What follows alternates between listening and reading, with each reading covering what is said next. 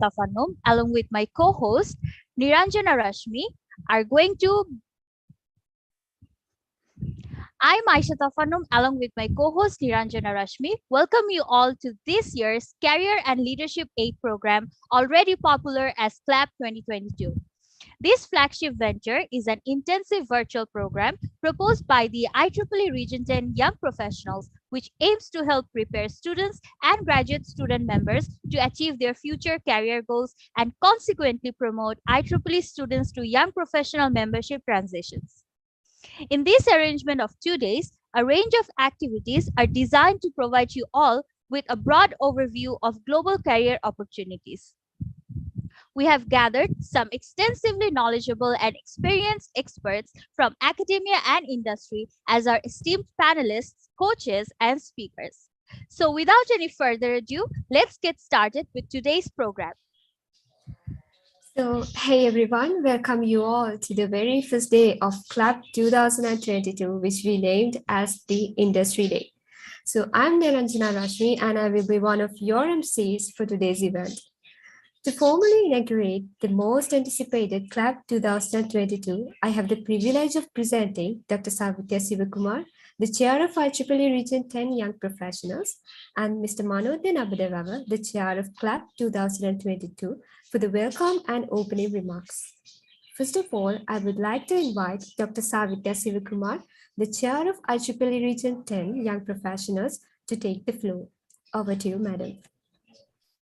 Thank you. Thank you so much, Maisha and Niranjana. A warm welcome, everyone, to IEEE Career Leadership Aid Program 2022. As Region 10 Young Professionals, we initiated CLAP last year.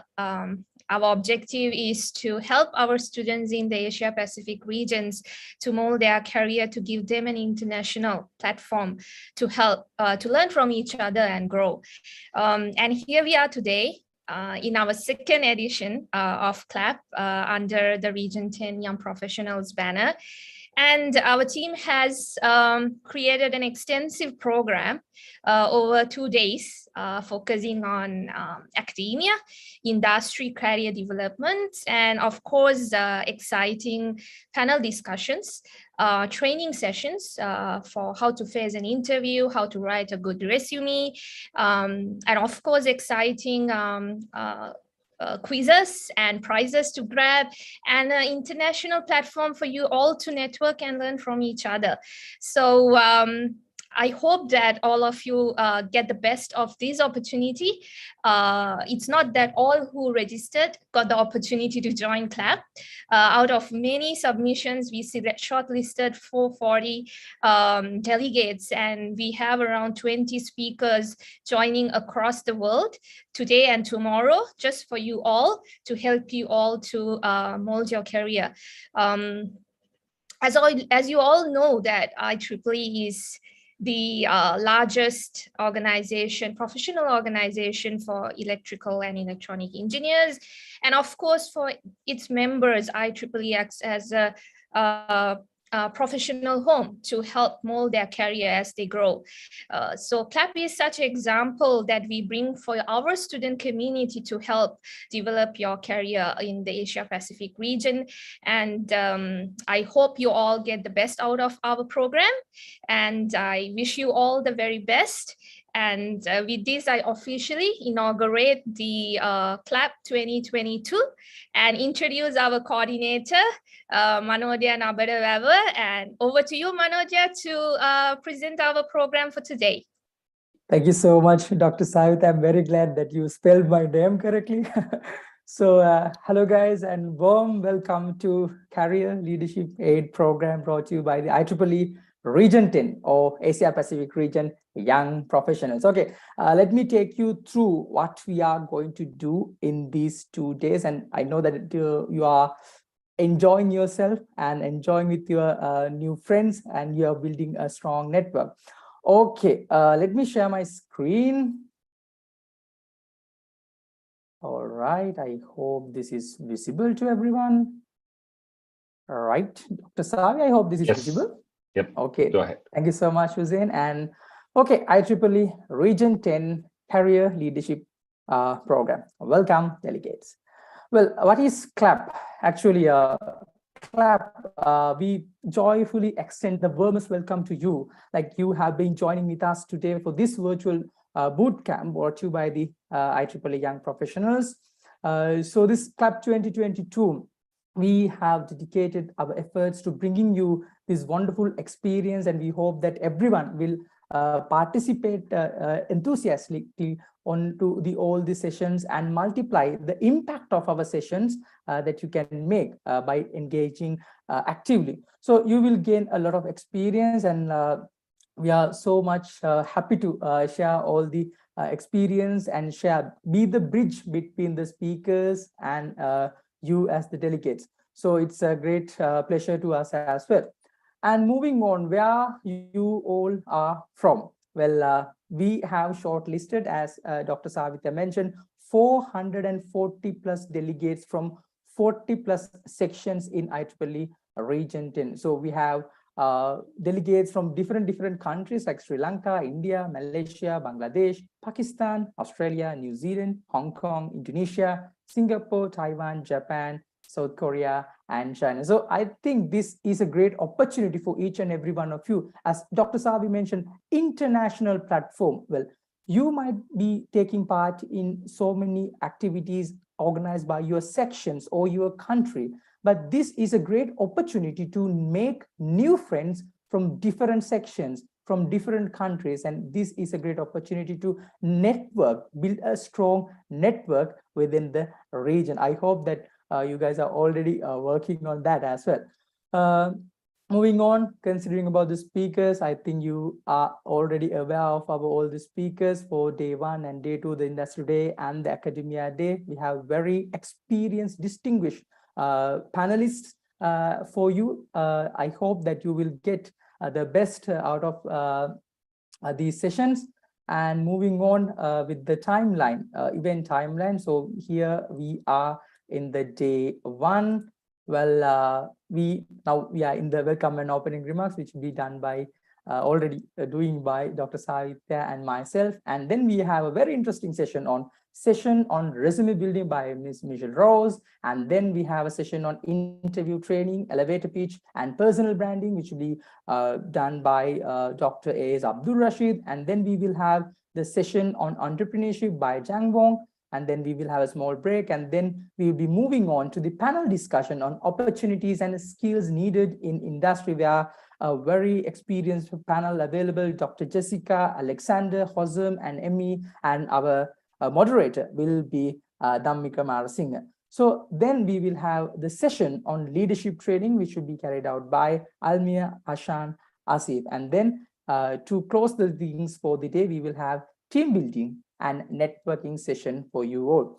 In the day 2 or the academia day, tomorrow, we will have again, there'll be a general opening remarks, which will be done by Hussein and Jacob, our co-chair, and the session on effective research strategies that will be done by Dr. Samit Bakshi. And then we will have a session on skills to pursue a career in academia, that will be carried out by Dr. Sasha Niklik.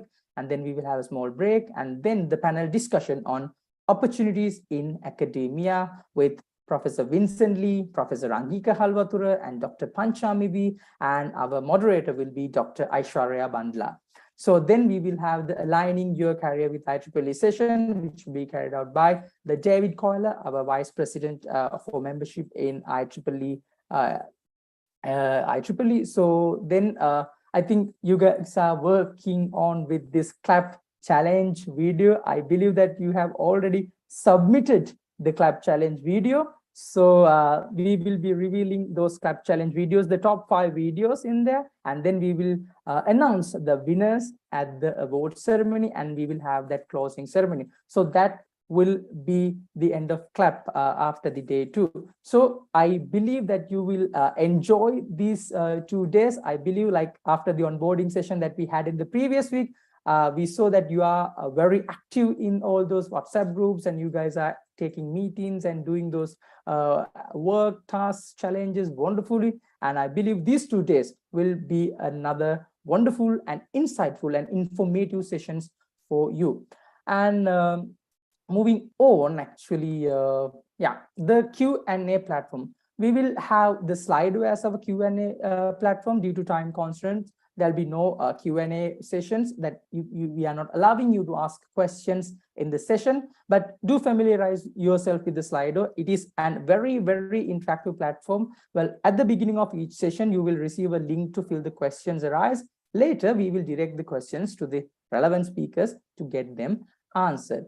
So club challenge, there are three challenge activities in the club challenge. I believe that you have already completed the activity 1 and the activity 2, and activity 3, it is still a mystery. So join both days of the event to compete with each other. And there's a hint: listen to all the session to successfully complete that activity 3. So that is about club challenge. And this is our organizing committee. And the advisory committee, we have our R10 director, Deepak sir, and we have Professor Preeti Bajaj, R10 vice chair of membership activities. In the steering committee, we have our very own Dr. Savitya and our Mohammed Hussein and myself as the club chair, and my friend Jacob as our club co-chair. And representing R10 SAC, we have Prof. Jennifer and Ms. Varunika. And organizing committee, Said, Kate, Hamimul, Alan, Maisha, Timet, Min, Jubair, Ain, Hishan, Anup, Alina, Niranjana, Sinet, Abdul, Mitushan, Hisham, and Milja. So these are the people who make this event a wonderful one. All the hard work that they have carried out, like, I think that every delegate who are taking part in this sessions, like, they owe these people something, because these people work so hard to make this event a success. So that is our organizing committee.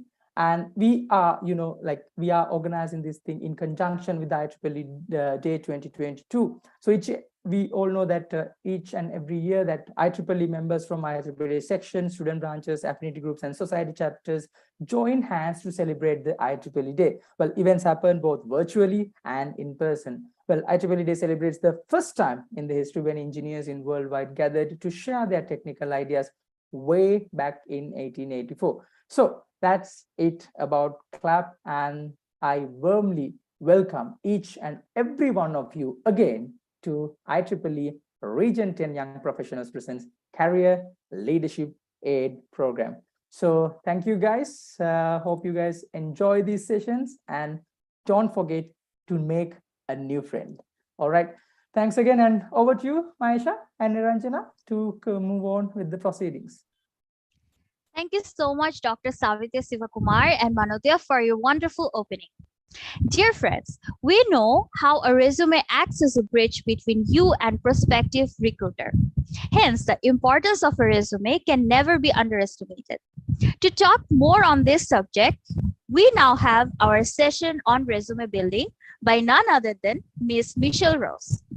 Michelle Rose has been a strategic job search strategist and career coach over a decade.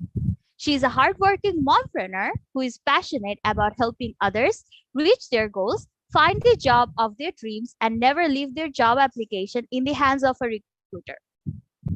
She has been instrumental in training Fortune 50 businesses on how to attract top talent to their organizations.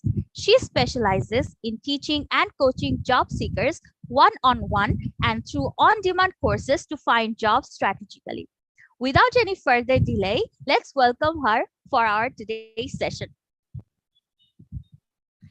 Thank you so much, Maisha. I want to go ahead, and I'm going to go ahead and start my slide here so that you guys can see everything. Just want to make sure, can you guys see my presentation? Yes, ma'am. All right, perfect. Thank you so much for having me for the IEEE event today. I am honored and excited. I've been a job search strategist for quite some time, and one of the things that I really love to do is to show people how quickly and efficiently people can find jobs. I have a background in recruitment, and I think blending those two things together have really been able to show college students, graduates, professionals, exactly what they need to do. And there are three very simple things that make an individual successful in their job search. And we're going to get into this in the next section, which is the personal branding, right? But your personal brand is essentially two things: your resume, your LinkedIn profile, and your digital platform. If you don't get this piece right, it just kind of makes it a little bit more difficult to find a job. The next thing is having a job search strategy, and then really having an impactful interview and asking the right questions. So with IEEE putting out this event, it is fantastic because you guys are going to kind of unpack all of that. Today, I'm simply just going to focus on the resume portion, but we're going to talk about how your personal brand and your goals lead into building that perfect resume.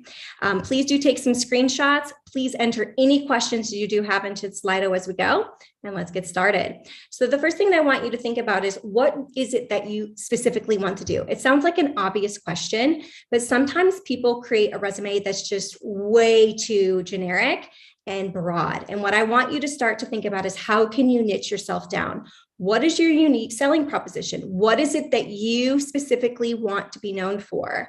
And the more that you're able to niche it down in the industry specifically that you want to work in, your keywords are impacted on how you create your personal brand and how you write your resume. So I always say, dreamers, write down those top 5 companies you'd like to work for. Let's look at the keywords. Let's look at the people they're hiring and what they are embedding in their marketing strategy, as well as the personal brand. And then also just looking at what technical skills or certifications are needed for further consideration for opportunities now, and the ones you're maybe leaping and looking for in 2 to 3 years. So you're constantly working on your brand. So again, what does your personal brand mean to you, and why is it important? And I know we're going to go over that later, but I want you to just start thinking about it as it goes on with your resume. Because your resume, just like your personal brand, it's going to highlight your strengths. It allows you to establish your reputation in the community and even internationally, build trust, and communicate why you are the best person based on your dominant beliefs of why you believe what you believe and how you're going to market yourself. So start by figuring out who you are, what you want to be known for, define your audience. So going back to those organizations that would be hiring you, and look and do research on positions, the requirements of that, and the keywords and technologies, because that's going to be a big hint on what you need to improve and put in your resume. Okay. Another thing that I want to recommend is for your personal branding, and we will get into this with embedding into your resumes and the different types to use, is you can use a personal website, a portfolio, a video, a QR code. The other day, I got an actual 3D, I wish I would have brought it out, a 3D resume. Somebody used with a 3D printer, put a QR code on it. It was a sample of his design work as an engineer. And also included on that was a QR code taking me directly to his resume. These are the things that you can do that can make you take people that are going to consider you for a job on a journey. And the way to do that is to be building that brand and incorporating it into your resume. So the first type of resume I want to get into is what we call an ATS friendly resume. ATS stands for Applicant Tracking System. And what that is anytime you apply online for a job, generally speaking, it's in some type of applicant tracking system. So there's been tons of tests that have been done. And the top things that you need to focus on is that ATS systems cannot really read graphics in text boxes, and they cannot read if you insert stuff in headers and footers. And a lot of times, to make things look pretty, we use text boxes or tables. So really what you need to focus on is the keywords that you're embedding into your resume. Because just like on Google and just like on LinkedIn, when you're embedding your resume, some recruiters decide, oh, I'm going to look at the first 25 applicants, and some applicant tracking systems say these are the top ranked people that when we side by side match the keywords in your resume to the keywords in your job description, and here's who we would recommend for you to look at first. So each organization has a different technique. So the best thing you can do is just make sure you have a really good keyword rich resume that is relevant to what you do. The next type of resume, which I think is a little bit more exciting for everyone, is an infographic Cv. They're beautiful. I actually really recommend that you embed a QR code that takes a decision maker or a gatekeeper like a recruiter to take them to your LinkedIn profile a little bit of a different way, or to a video, or to a portfolio of the work that you do. These are generally in PDFs. They're very visual. And if you're embedding these online for applications, they're not getting read. So basically, if you applied online for a job and you just gave them a blank piece of paper, that's what you're doing if you submit this online. So you might be wondering, well, when do I use an infographic Cv? And that's when you're messaging directly with key decision makers or directly with a recruiter and not through an applicant tracking system. If you are going to a hiring fair, then that would be another opportunity of taking this with you. And if you have an amazing longer form resume that's maybe a page or two for your projects that you've been working on, then you could always give them a QR code that takes them to the longer version of your resume as well. Okay, so in an ATS friendly resume, the CV should be very achievement focused, keyword rich, aesthetically pleasing, so easy to read, font, not too many bolding. Generally, a resume is going to be read for about 6 to 10 seconds. So you want it to be very quick and to the point and show your technologies and be very, very easy to read, and include what we call a personal value proposition statement. Get your cameras ready. So here's a little sample of what a PVP would be. Hi, my name's Michelle. I am a marketing student with an interest in X and X. My strengths include X and Y and Z, and I've achieved this and this. I'm interested in XYZ. So this is kind of what you want to include.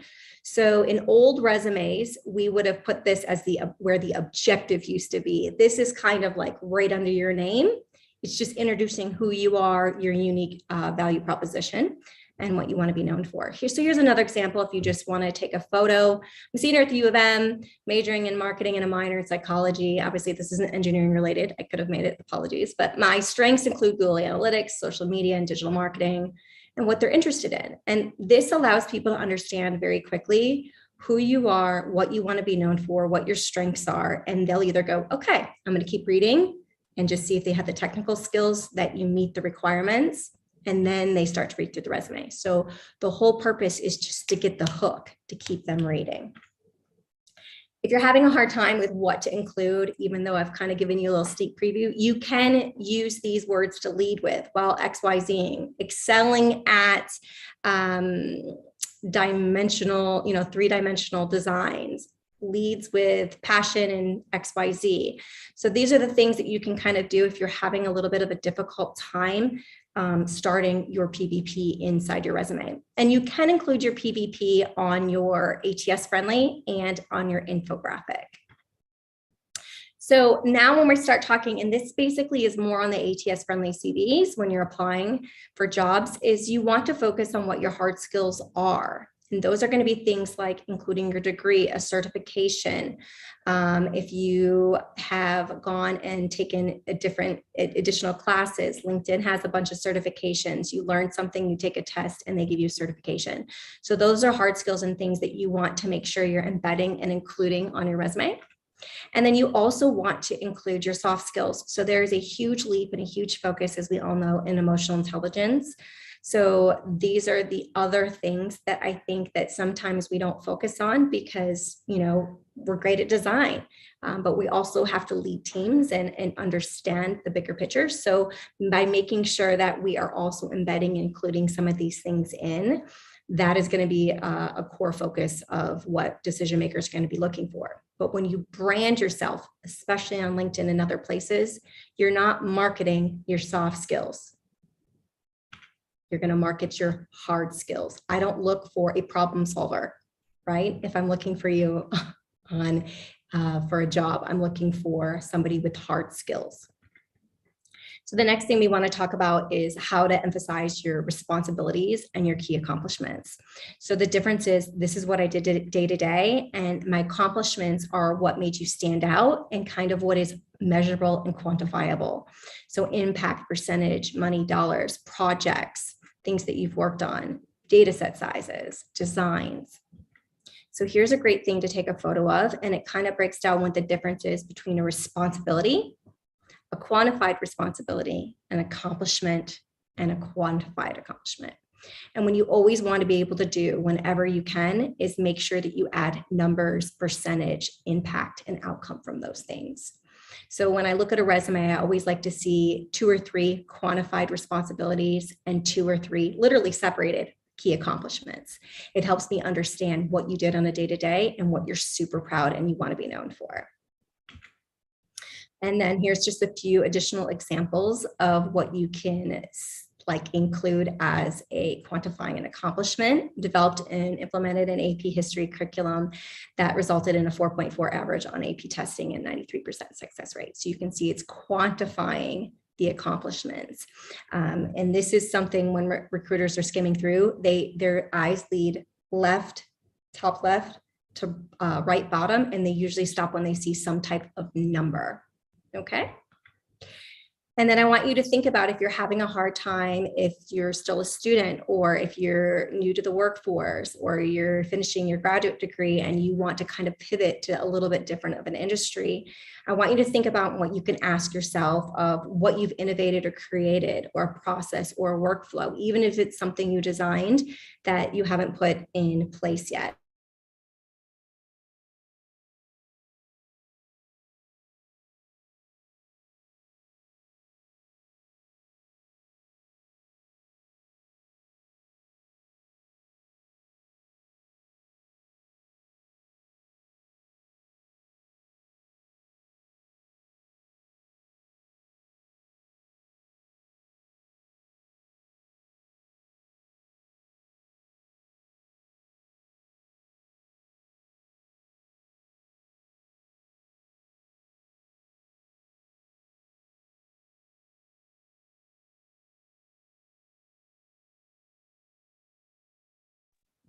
Ma'am, you are on mute. Oh no, I think I got disconnected. Did you guys see the Yes. action verb sheet? Can you guys see the action verb sheet still? No, I think you need to reshare again. There were some technical glitches. Apologies, guys. Give me 1 second.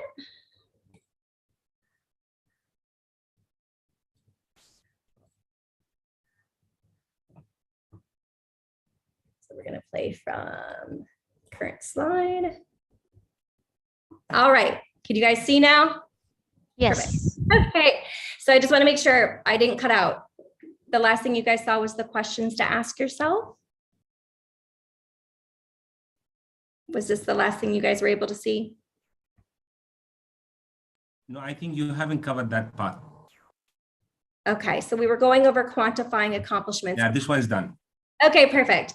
So the things that if you are struggling to quantify your accomplishments, or maybe you're you finish your graduate degree and you don't have experience and you're pivoting to a different industry, one of the things that you can really focus on is thinking about maybe joining a Fiverr and Upwork and offering a project at a little bit of a cheaper rate, to use that as a sample to then include some of these innovations or workflows or things that you've worked on and embed them into your resume. So I'd like you to ask yourself, what you're most proud of, or what creatively could you do to get some experience to start embedding more information on your resume. So here's some questions you can kind of ask yourself to include. And then finally, anytime you are creating bullets on your resume, you always want to start your bullet with an action verb. So here's a nice little sneak shot or snapshot of like different words you can use based on if you're teaching or organizing or designing or you're super creative. And this is something because you don't want to have the repetition of the same words. And then also just keeping past and present tense in mind. So you are currently in present tense, so it would be administering. And then if you've done it in the past in a previous role, it would be administered. or administrated or attained. So you just want to make sure you're using the proper past and present tense in your resumes, which is a common mistake that we do see. And then again, that infographic resume is going to be something that's just a snapshot of your skills. It's a great marketing document for you to have moving forward. There are a few places that you can get reasonably priced infographic resumes, and that is through Fiverr. And the other one I see a lot of individuals use is through Canva. So I always like to give you tools that you can leave with to make sure that you're very confident in marketing yourself. And the other thing is, if you don't have a lot of experience and you are more skill-led and you're looking to obviously get into the workforce, and this is your first time looking, you can use what's called a functional resume, which focuses more on your skills, your projects, and what you learned. And then if you do have volunteer experience or you do have a bit of work experience, you put it at the bottom instead of leading with it. And you really focus on your skills and make it simple and easy to read. You guys, it's been a pleasure and honor to talk to you guys today. I hope you got a lot out of the different type of resumes you can use, when to market yourself. And always just remember that you can use a cover letter still. And what that allows you to do is reduce assumptions a hiring manager or a recruiter is going to make. Write the story for them. Don't say, if you get my CV, if you know if something's a fit, let me know. Say, if you're looking for somebody with X, Y, Z, I'm your person. Let's talk. That's totally different. Let them imagine and see what your skills are and what you can bring to the table based on your terms of what you're looking for. It's been a pleasure and an honor. And thank you guys so much again. And I look forward to answering any questions that you guys have that you enter through Slido at a later date. So thank you guys so much. Thank you so much, Ms. Michelle Rose, madam, for the wonderful session. It's been a pleasure. Thank you. Yes, we are really proud to have you today. And once again, thank you so much for joining us today, dedicating your valuable and precious time. So ladies and gentlemen, please give a big virtual round of applause for Ms. Michelle Rose.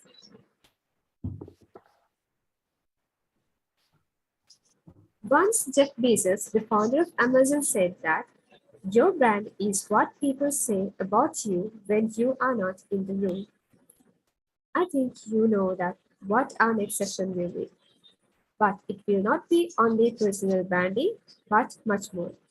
So next we have an interesting session and valuable session on interview training, elevator pitch, and personal branding. For the session, we have a special person today, and he is none other than Dr. Ats Friendly.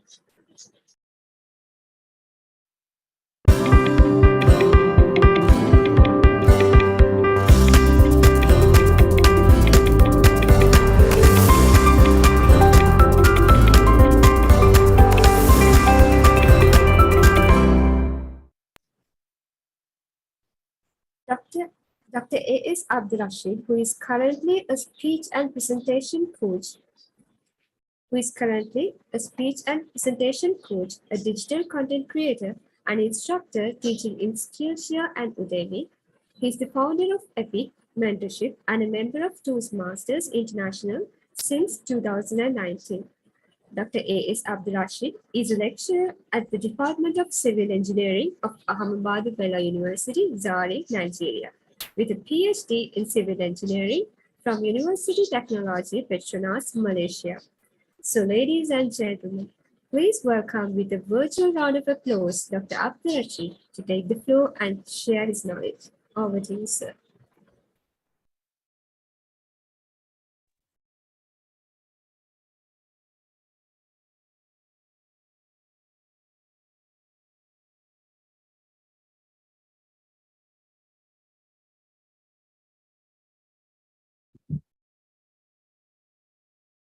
Right, can I confirm if you are seeing my slides? We just maybe a reaction?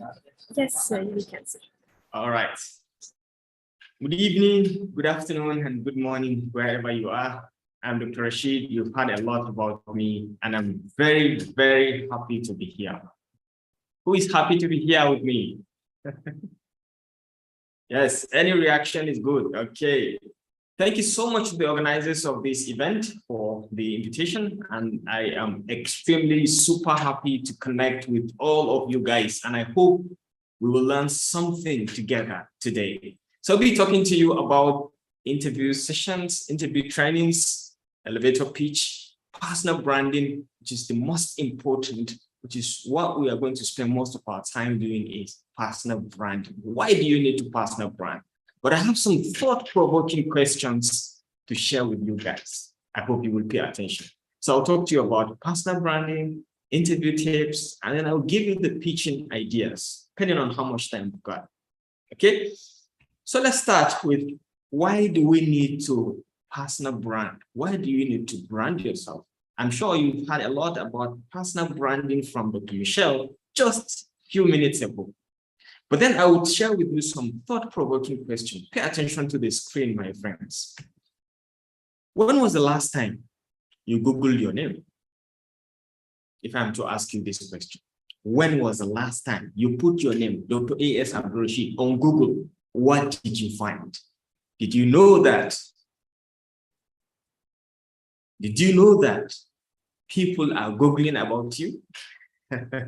Whether you're friends, whether you're employers, whether you're future employers, whether you're teachers, whether some people randomly, they Google about things that has to do with you. Did you know this? Okay, so information they have online, information they find online, whether you like it or not, is what they will use to assess your credibility, your knowledge, and your experience. Okay? People are Googling about you, and whatever they have on the online space is exactly what they are going to use to judge. So it's high time you understand this and you put the right image of who you are online. So when they want to find out about who you are, they will find the right information. So what do we say here? Brand yourself before others brand you. Brand yourself before others brand you. Now let's take a look at this, because I know a lot of you are still having a doubt. Maybe some of you are not so clear about what personal branding is. I'll tell you this evening. So personal branding is just a big word, but it simply means self-positioning, okay? Self-packaging, elevating your credibility and differentiating yourself from others. How are you different from others? That's just what it means, okay? And how are you to package yourself? You know, it's all about packaging. Who the hell are you? Package yourself and put it out so that those people searching, they will search the exact information you want them to see. So what I'm saying is, find your uniqueness, building a reputation on the things you want to be known for. Yes, you have gone to the university. Yes, you have studied medicine or you've studied electrical engineering, but what do you want to be known for? This is what I'm talking about when I say, what makes you special? What's your magic? What's your calling? What is that one thing that only you can do? And you have to put it out, package it, and submit it. That is branding. So what problem do you solve? That is the biggest, in a bigger show, okay? What problem do you solve? That is who you are, okay? The fact that you find yourselves in the same classroom doesn't make you equal. You are created special. So this leads us to who you are actually is what people say behind you. When you are out of the classroom or when you're out of the room, what do people say about you? That is your personal brand. Are you following?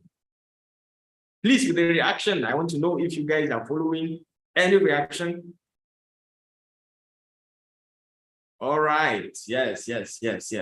Thank you. So let's continue. So you need to understand, what is your purpose in life?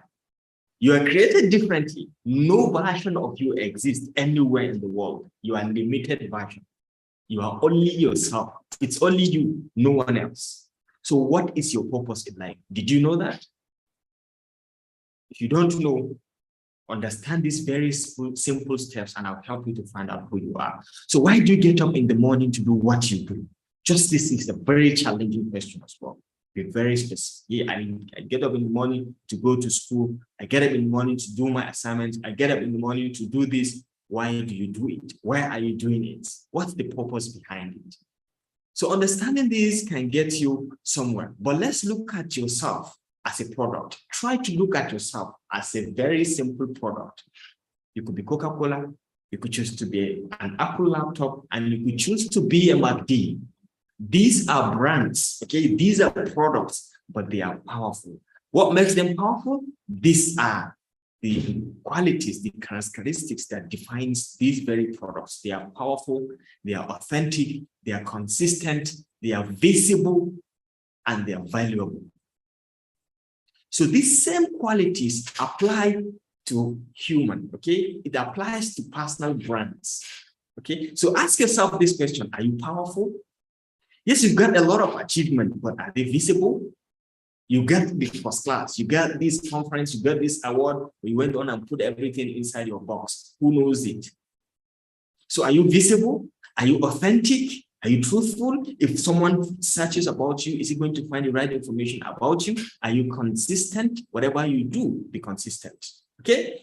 Put yourself out and be consistent in putting content. Are you valuable? What problem do you solve?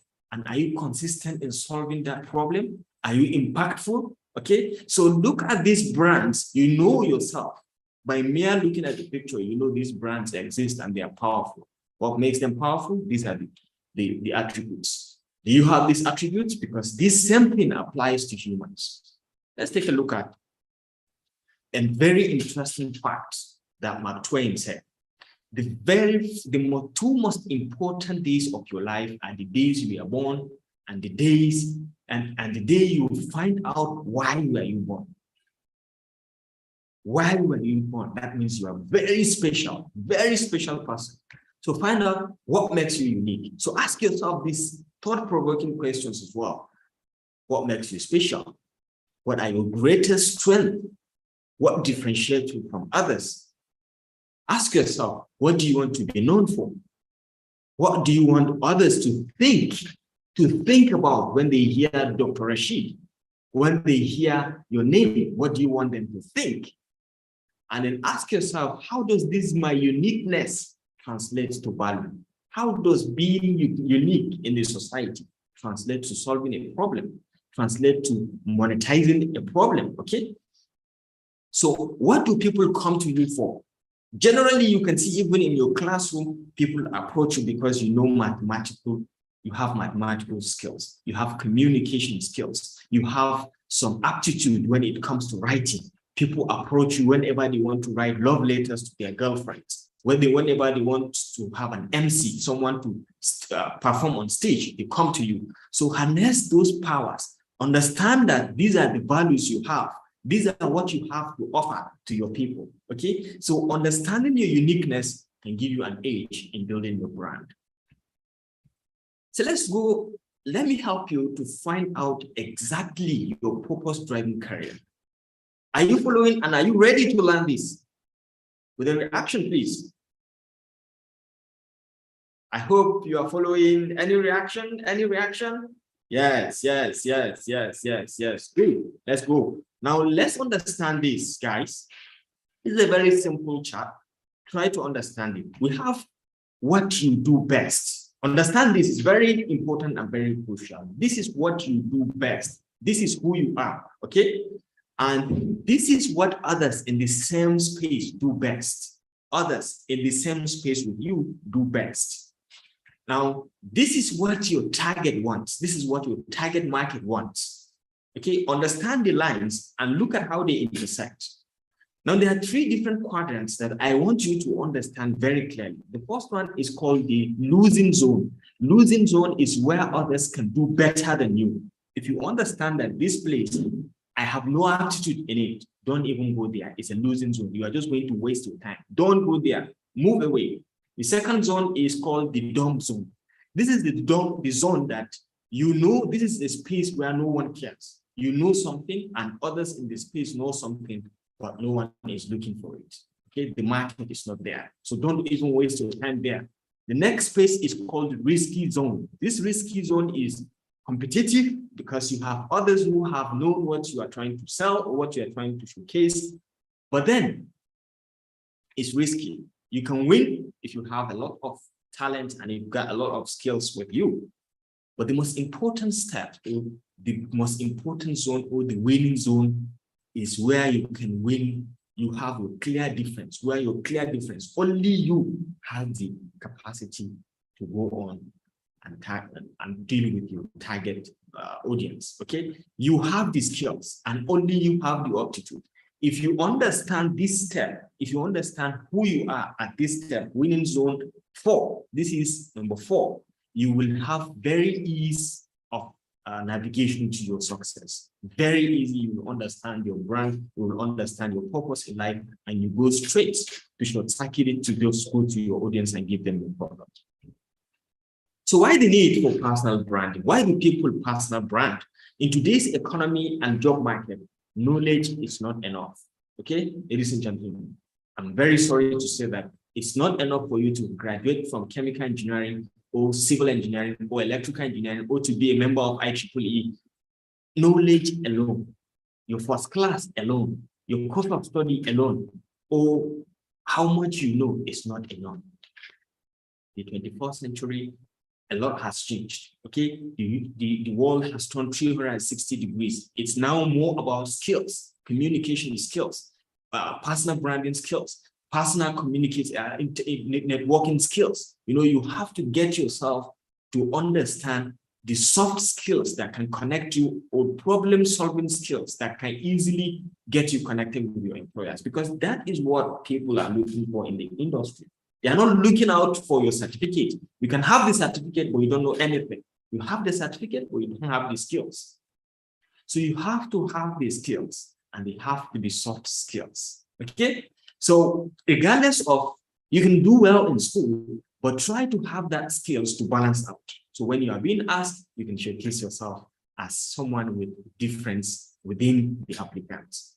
So what we are saying is nobody will think about your work until you let them know. Nobody will care whether you receive an award in a conference or you receive a first class in your school until you put that out. That achievement is not for you alone. It's for all the globe, it's for global, everyone to know. Okay, put it out. The right people have to know. If they are searching about you, they should come across that information, because that achievement is not for you alone. So this is very important for you to understand. Why do we need to personal brand? The benefits, let me tell you about the benefits now. If you do personal branding, it helps you establish credibility, you'll be visible, increase your online influence, people will look at you, people will know you, people will follow you from all angles, and you become an authority in what you do. You grow your career and industry recognition. Very easy when you put out yourself, put out your skills, put out your achievements on LinkedIn, on Instagram, on other platforms. Very easy. Employers are there, they are searching. Once they come across someone like you, they'll easily give you a thumbs up and they'll hire you. So personal branding can help you also generate sales, okay? You can sell a lot of products and services online. Just put out yourself, okay? It will help you to attract employment opportunities. I've just talked about this. It will help you to expand your professional network. You reach out to people. You don't even know who is looking. When you make a post on LinkedIn, my friends, it is very powerful. It can go as far as it can. The algorithm is just like that. You can go anywhere. Anybody can search and you'll find you. It doesn't matter whether today, tomorrow, next tomorrow, you will be found. Okay, so know what you are doing and put it out for the right people to find. This personal branding can set you on a path of professional development, personal and professional development. It can challenge you to improve because you know where you are and you know where you are going to be. So it will help you to improve. And then it will help you to collect your thoughts. You know exactly all the achievements you have. You collect them in one place and you'll be able to push them out to the right people. And it takes steps. Take steps to achieve your goals. If you put out yourself, you will even be receiving feedback from people, from professionals. on how to achieve your goals. What are the things you want to do and how they might help you. You might be receiving calls from people who tell you, oh, Rashid, you don't need to do it this way. Do it like this. You don't need to do it this way. I think you want to be somebody like this. You better to do it this way. And then you take their advice. If it is good, you take. If it's not good, you dump it. So personal branding can expose you to all of this. Okay, so let me share with you why people don't do personal branding. This is very flimsy excuse that people give why they don't personal brand. The first is fear of the unknown, fear of what people will say. People will think I'm bragging, that I show myself on the internet, I have a website, I have a YouTube channel, and people will think I'm just bragging. My friend, you have to brag. You have to showcase yourself. Don't be afraid of anybody. Okay, showcase yourself out because you need to expose yourself. You need to sell yourself. Don't worry about what other people say. Trying to be what the world wants. You are trying to follow other people. Maybe your father wants you to be a medical doctor, or maybe your father wants you to do things like that, or maybe your girlfriend don't want you to expose yourself so that other girls cannot see you or something like that. Well, don't those people. Professionally design your website or resume or your achievements, put it out. Better to remain within your comfort zone. So let me tell you, my friends, if you remain within your comfort zone, if you continue to do what other people are doing, you will continue to get exactly what other people are getting. If you want to get something different, then you have to do something different and you have to move out of your comfort zone. Comfort zone is not for successful people.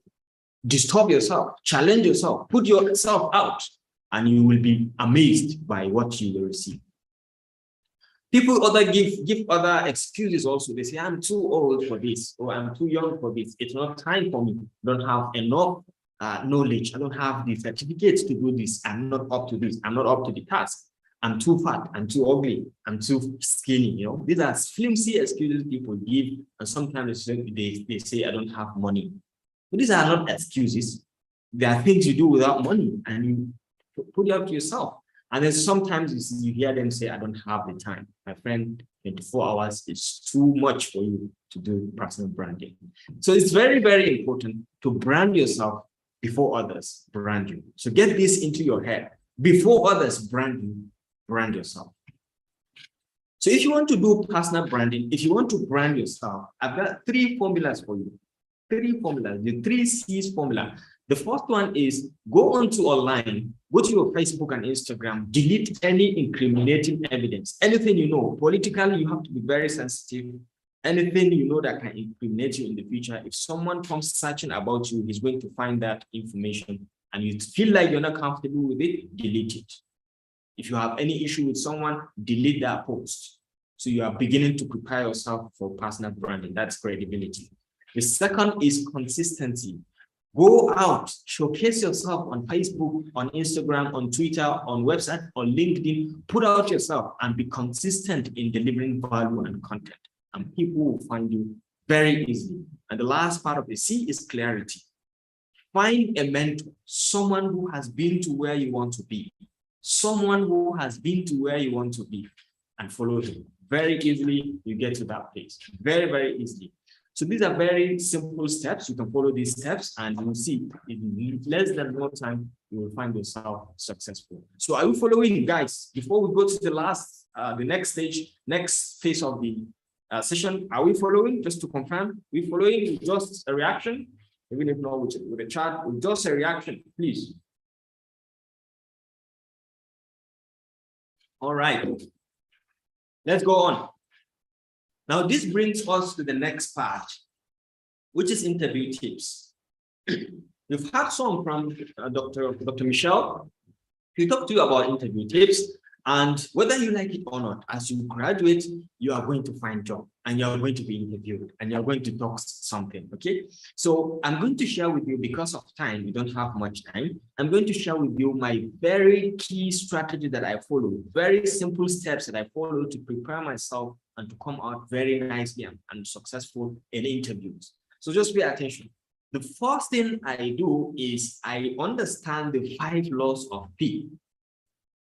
You can repeat after me, even though I cannot hear you. Please repeat after me. The 5 laws of P. Prior preparation prevents poor performance. Just repeat it in your room, no problem. Prior preparation prevents poor performance. Please say it.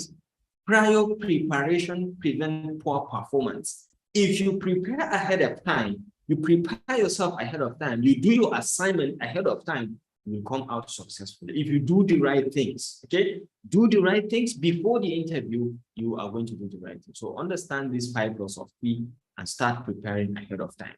So what do you need to prepare for the interview? You need to know about the organization, okay? Whichever organization, go in detail, find out, go to their website, go to their social media handles, follow them, try to understand what are they into, what are their mission, what are their vision, when was it established, what are their achievements, okay, successes, failures, what are their challenges. Go as close to them as you can and try to relate what they have with your expertise and experience.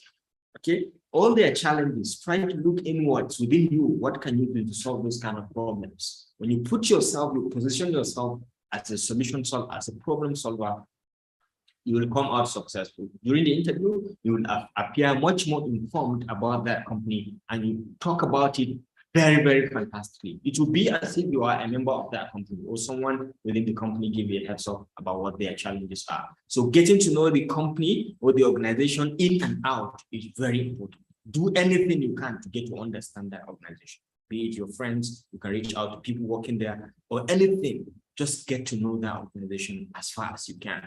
The next tip is your job responsibilities. Usually on any adverts, there used to be job description. People used to ignore that. You don't pay attention to it. Please and please, before you apply for that job, understand the responsibilities you are assigned to, and then try to relate it with your experience. Can you do this? And how can you do it? How can you make it even much more better and unique? How can you bring in different perspective to this kind of this responsibility that you are assigned? So understanding your job responsibility can put you ahead of others, okay? Have a detailed understanding. Then nowadays, I understand that through the interviews, companies don't give direct questions anymore. They give applied questions. They will look at you because with applied question, you will be challenged, you will be tasked to talk about yourself, to talk about your life, to talk about your achievement. They will look at you and tell you, yeah, they know the generic question, tell me about yourself. You already mastered that one. Tell me about what school did you do, or your certificate. Those ones are too generic. When you come to applied question, they will look at you and ask you, tell me a time when you have failed. What did you do? And you have to respond. And ladies and gentlemen, I'm happy to share with you that there's a method in which you have to respond to applied questions. If you follow that method, you will come out successful and you will optimize your words. You will say the right words at the right time and you nail it exactly. So in applied question, I want to share with you the STAR formula. The STAR formula, the STAR formula. What does it mean? So the STAR is an acronym for situation, task, action, and results. Okay, situation, task, action, and result. The situation, what is that situation? What is the scenario? When I was in the company, when I was in water and gas company, or when I was in this oil and gas company, we were tasked to do this. Okay, so the task comes in. You are given an assignment to do this. And what did you do? Did you do the assignment? Did you fail? Did you succeed? These are actions. Okay, you did the work, and this is how I did the work. And then what is the result? Tremendous benefit. We won the contract. After I did the work, we got the contract. These are your results. The company gained money. The company became recognized. The company won an award. These are results. Let me give you an example. Hey, Rashid, tell me about a time when you missed a deadline. What did you do? Are you following at all? Please, if you are following with a reaction, let me know. Okay, good. So, yeah, good.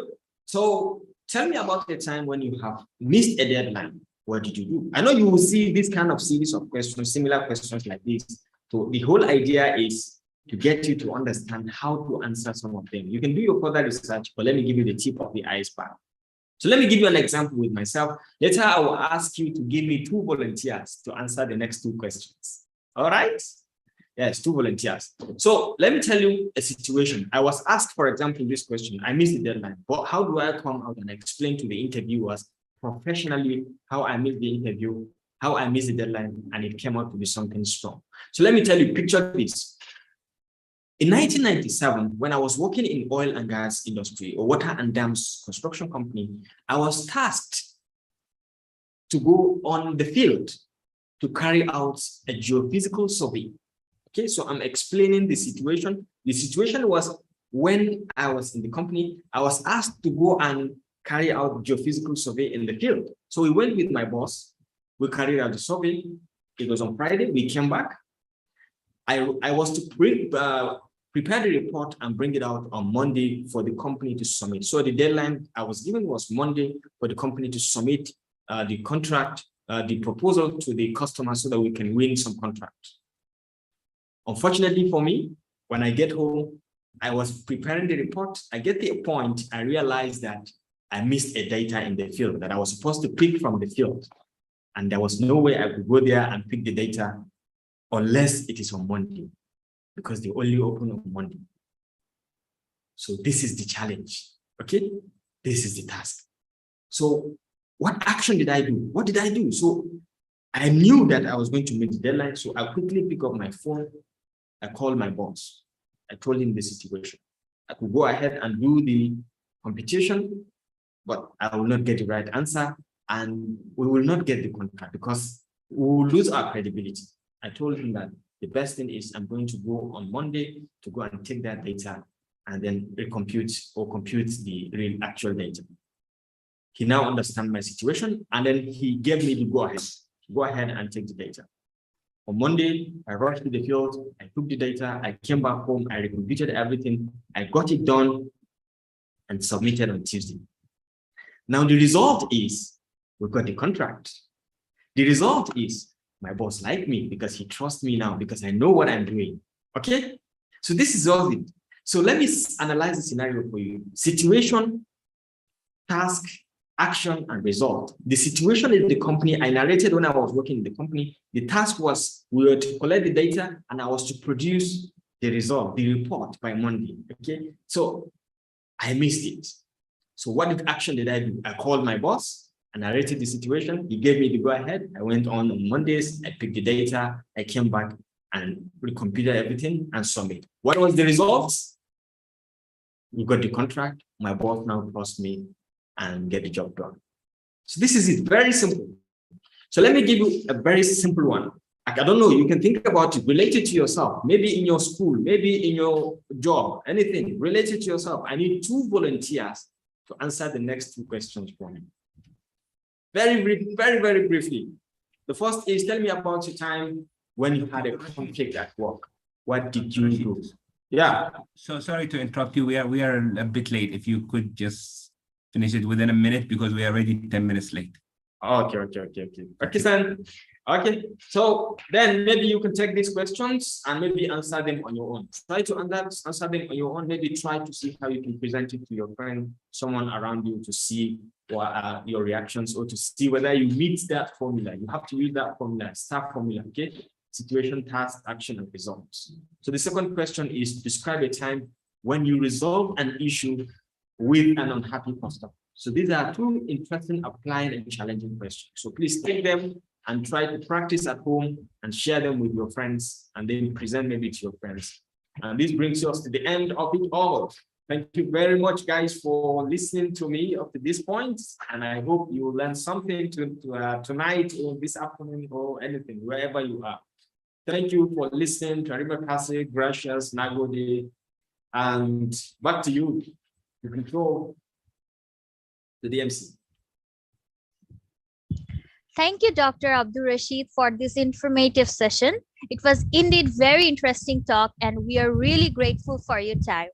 On behalf of our committee, please accept our heartfelt thank you, Dr. Abdul Rashid. Let's have a virtual round of applause for him, please. Thank you so much, sir, for your very informative session.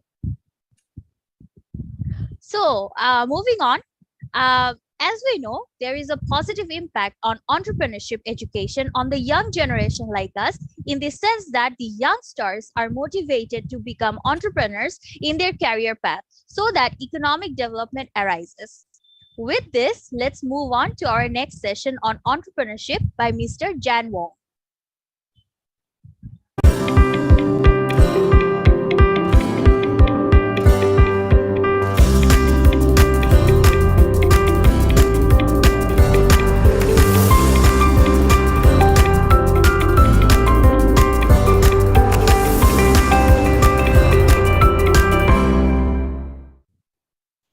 Jan founded Open Minds in 2012, a MarTech company to provide strategic solutions, data analysis, technology development consultancy, and training programs in a venture division to assist startups. Open Minds managed to acquire world-class brands and renowned agencies as clients. He worked with different startups, spoke at various entrepreneurship and marketing technology events and workshops. Without wasting any time, let us all hear from the experiences of Mr. Jan Wong and welcome him on our virtual stage. Sir, over to you. Thank you. Thank you so much for the very kind introduction. Super excited to be able to spend the next 15 to 20 minutes with you, really sharing with you my experience. Now, I know we are short on time, so I'll go straight to the point because in today's session, I really just want to take time to share with you three things. Very quickly, number one, my story. Number two, a glimpse of what is entrepreneurship like, because I think this is a huge word right now. Some of you here this evening or this afternoon, no matter where you are, you may be thinking, hey, should I go into entrepreneurship? Should I start something? Should I run a business? Well, that's the second thing I want to share with you. And last but not least, before we wrap up this short sharing session, it's why.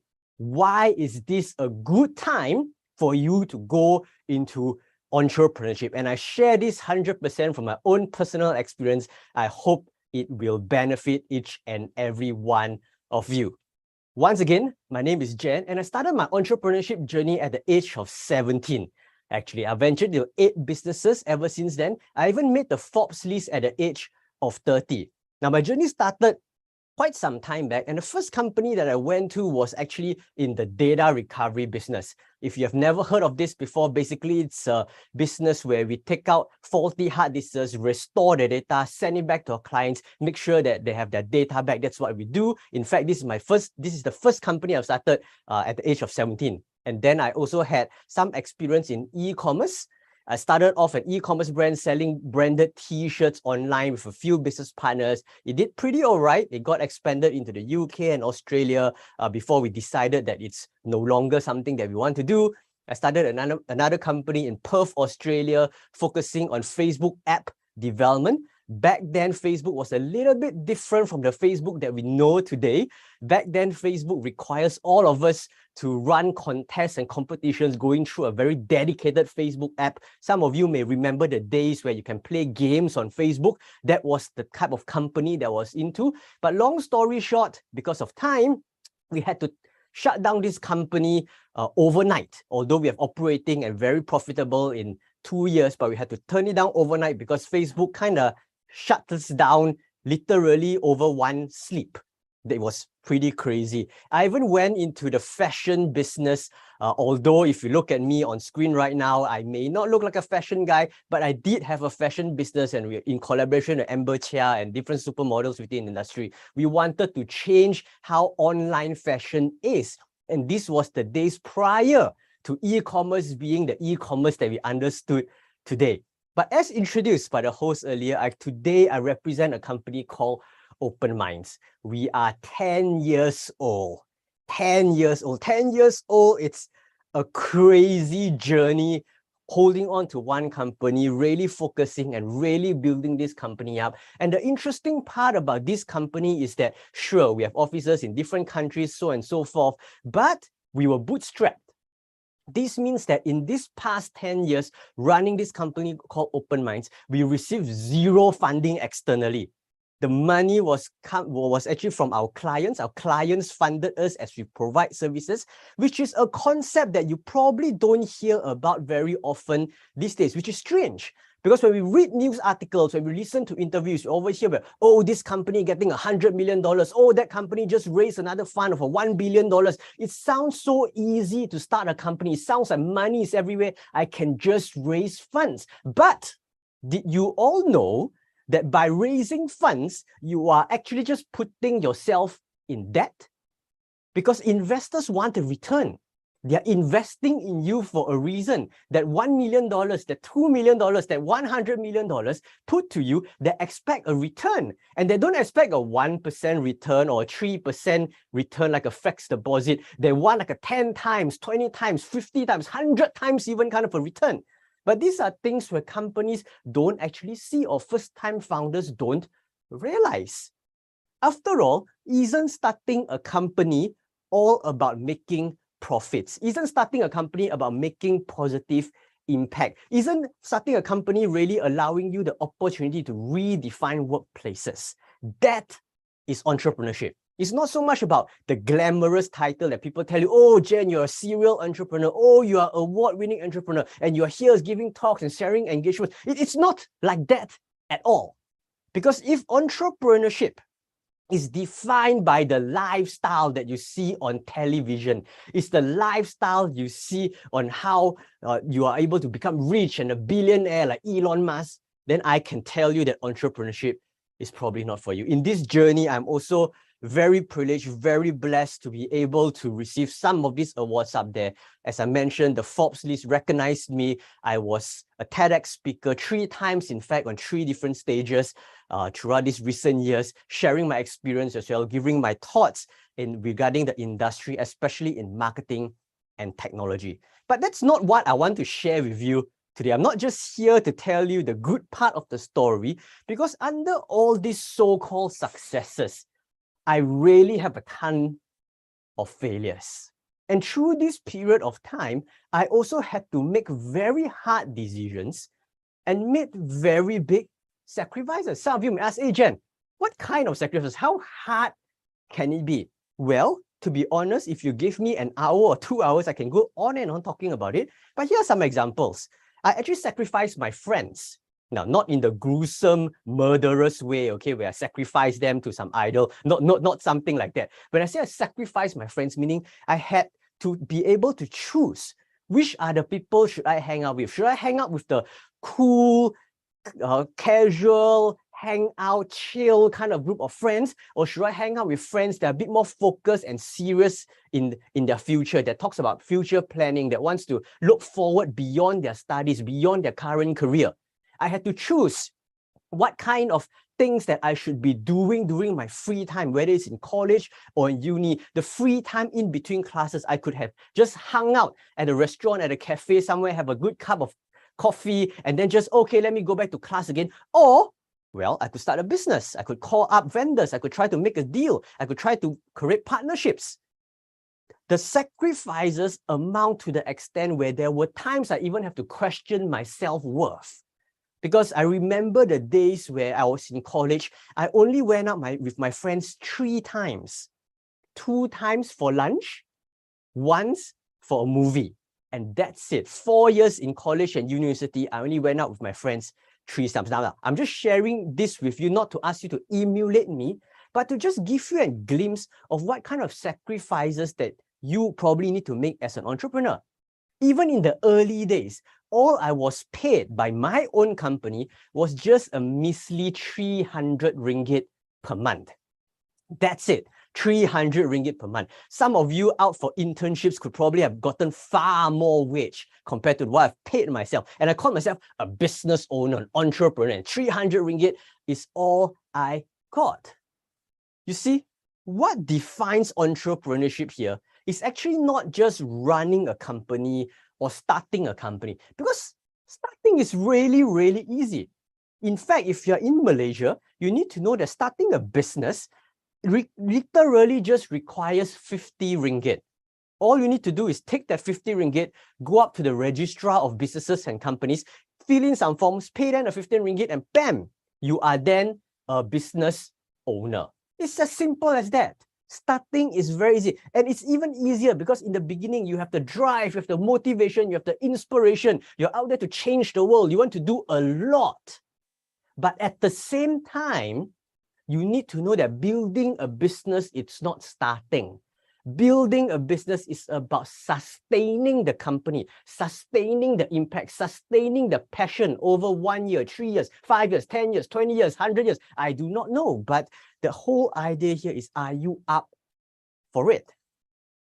You know, when I started my journey, I was just an ordinary 17-year-old.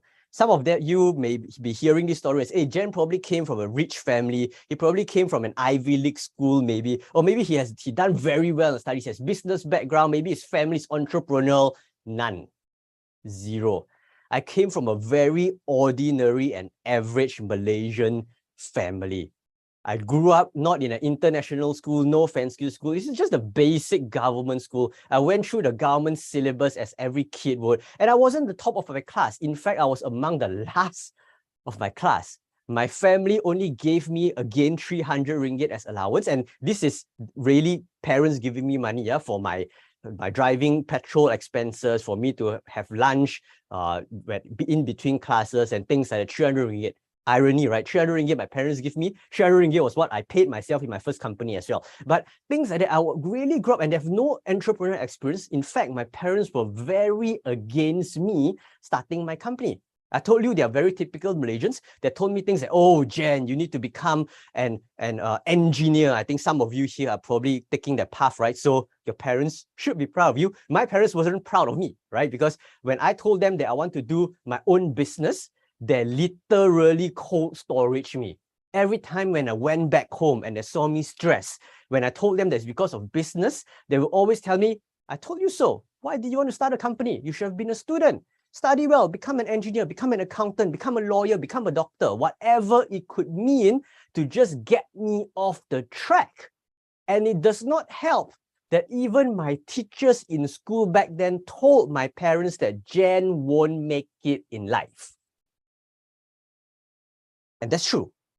That's what my teacher actually told my parents during Parents-Teacher Day. And the only outcome was more additional classes, extra classes that I was forced to attend, which I hated, by the way. And then, even when I was running companies, my own business partner told me, Jan, stop dreaming. Why do you keep dreaming and having all these visions of how the company? Stop dreaming, do the work, just dream, stop dreaming. And then I have family members and also business partners telling me, hey, Jan, you asked for it. This is the life you chose. Suck it up. Move on. This is exactly why you hear entrepreneurs talking about mental health issues. You hear entrepreneurs jumping off buildings. You hear entrepreneurs really telling you the gruesome part of entrepreneurship, because it's really not just about the glam and the money. So before I close, I just want to very quickly share with you 6 reasons why today could be a good start to consider starting your own business or becoming an entrepreneur. Of course, you need to be able to soak it in and take in whatever they have shared, the good and the bad of entrepreneurship. But if you're still here and this is something that you're interested in, especially if you're a student, okay, especially if you're a student, these are the 6 things you need to pay attention to, and then I will wrap up and close. Number 1, today is a great day to start, especially if you're a student, because of this one thing: your days are fixed. Let me tell you this, there will never be another time in life where you have a fixed schedule, where you know that today you have class, tomorrow you don't. The next day you only have a morning class, you have a 3-hour break in between, and then another class. You have an assignment due 3 months later, 6 months later. You have a final year project, you have a thesis that you need to write. There will never be another time in life that you'll be given this certainty about your time. When you go out and work, when you're employed, your time is your boss's. They will tell you, no, Jan, tomorrow it's overtime, you need to get back to work. No choice, client is paying. If you don't want, you walk out, you're fired. But as a student, you still have this luxury of time. The question is, what are you really doing about it? Are you spending it playing games? Are you spending it watching Netflix? Now, I understand those are important, but there could be even more interesting and productive use of time. That certainty that you have, don't waste it. Number two, because if you are still a student, you can actually play the I am a student card. What I meant here was because when I was a student back then, and I realized the privilege as a student is a privilege, by the way, you don't need to be too anxious to graduate, you can actually use this to advantage. How I did it was that I recall there was an assignment that required me to conduct a research about a company. It's a business assignment, right? And all my friends basically tried thinking about, oh, what's the trending topic? What are the companies that is easy to get answers for that I can easily just piece things together with the least amount of time to submit? At that point of time, I played the I am a student card. I called up my competitors at the time. Remember, I was already running a company, right? I called up my competitors. I said, hey, my name is Jan. I'm a student from this particular university, and I would like to interview you. I would like to find out more about your processes, how I do business. And you know what? Because you're a student, people are more willing to bring you into their company. They brought me in, told me how they made money, how they advertise, what do they do, their operations, and they're very, very kind to me. Do you think if I were to pick up the phone right now and call my competitors, they would say, come to my office? Probably not. So the question is, are you using this phase of your life to your advantage? Third point, you are surrounded with peers. Never again you'll be surrounded with hundreds, if not thousands of people of similar age doing similar things. Never. Because when you graduate and you head out, the people that you'll be surrounded with are either your peers that are trying to fight for that position. That could be your bosses, your managers, people from different industries. But right now, in your class, in the people that's surrounding you, are you already looking for people that you can potentially work with? You know, the other partners in Open Minds are actually my ex-group mates from uni. We were tasked together by lecturers because it was randomized at that point of time. And I found these people pretty interesting. And I made a mental note. I told myself that, hey, if one day I'm going to do something, I'm going to remember these guys and try to recruit them. Fast forward many years after graduation, they all got good corporate jobs. I went and tried to woo them into my company called Open Minds. And they did. So until today, right now, my business partners were actually my group mates. Use this time to quote-unquote interview your friends. The speaker earlier talked about you attending an interview, right? But even right now, you can already start evaluating and interviewing other people, finding out who are the people I should work with, who are the people I should not work with, who are the people I need to spend more time with. That's what you need to do. Fourthly, you have access to support. There's so much support given to students. Even sessions like this is a privilege. Maybe you can find government grants. Maybe your school, your association, some organization out there is willing to give you training, to give you resources, to give you market access, to give you some money to get started. But the qualification is you probably need to be a student, an undergrad, a postgrad, it does not matter. But are you tapping out from all these opportunities? And this is what I like, the fifth one. Failures hold no records.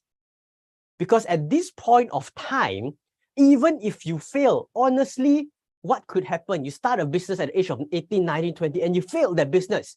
What's the worst that could happen? You still have your education. You can still go out and get a degree or master's for that matter. But imagine if you are 30 years old, you are 35 years old, you're 40 years old, and that time when you try and you fail, again, no wrong in that failure. But don't you think you have a lot more to lose at that age, at that phase in life? But now as a student, it's basically a bonus additional life. If you play games, you probably understand what I'm talking about. And then last but not least, we live in a world that's so connected. With social media, with digital means, it's so easy to start and try. Marketing is almost free. You are able to reach out to your friends, tap into the power of TikTok and Instagram and Snapchat and LinkedIn to really build something on your own. The best part is you probably don't even need to spend much money. You just need to spend and invest those free time that you have from that certainty, from the earlier point that I said, to invest into what you really want to do for your future. You know, not every business owner is an entrepreneur. Not at all. But an entrepreneur is likely a business owner. The truth is, entrepreneurship, this whole thing about entrepreneurship is actually more of a choice of mindset. Many people have this misunderstanding thinking that entrepreneurship is a career. I start a company, I'm an entrepreneur, it's a career that I chose. No, you can be an entrepreneur while being an employee, working for others. You could be an entrepreneur there. Why? Because it's all about a mindset. All these things that I've shared with you in the past 15 to 20 minutes all comes down to just one word of mindset. How much are you able to exercise that passion for your business or for your job? How much are you able to access that creativity and innovation for your business or for your job? How much are you willing to sacrifice so that you are able to put in that additional effort to be better than your competitors if you're running a company, or better than your peers if you have a job? The whole idea of entrepreneurship is about you. What do you want? It's not about being your own boss, but more so, I will do whatever it takes to succeed in life. That is entrepreneurship. With that said, I've come to the end of my 20-minute, slightly lesser because of the time limitation. But for those of you who like to stay in touch, feel free to connect with me either on Instagram or LinkedIn. I'll be more than happy to even answer questions over there or even shoot a Slido link. So feel free to do so, and I'll be very happy to be able to share with you more on these platforms. Once again, thank you. Have a great rest of the weekend. See you. Bye-bye. Thank you so much, Mr. Jan Wong, for the wonderful session, and it was really interactive. We are really proud to have you today. So on behalf of the committee, please accept a heartfelt thank you for joining us by dedicating your valuable time. Ladies and gentlemen, let us give a virtual round of applause for Mr. Jan Wong. Having competitive skills is an important part of developing your career. There are many qualities that are universally desired by employers, regardless of their field. Especially if you are unsure about the career path you would like to pursue, it's important to develop skills that can transfer from one industry to another. This allows you to explore your job options freely while still creating a strong resume and performing well at work. Now we have a panel discussion on opportunities and skills needed in industry with a panelist including 4 well-experienced speakers. And also we have an industry expert moderator as well. Let me introduce them to you. Today we have Dr. Jessica Bayan, President of the IEEE Power and Energy Society currently and the Vice President of Grid Services at GridX Partners.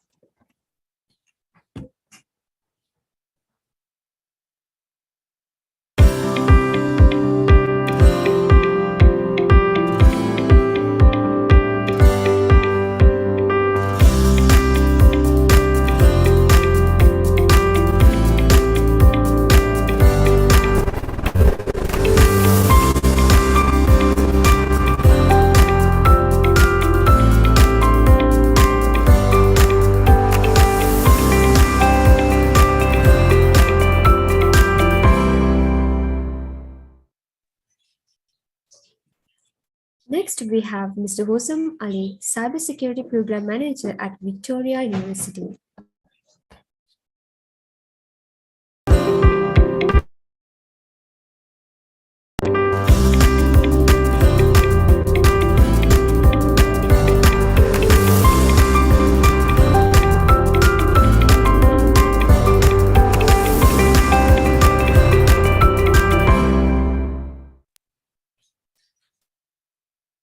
Ladies and gentlemen, please welcome our next panelist, Ms. Amy Yano, Chairman of the IEEE Region 10 Women in Engineering Committee.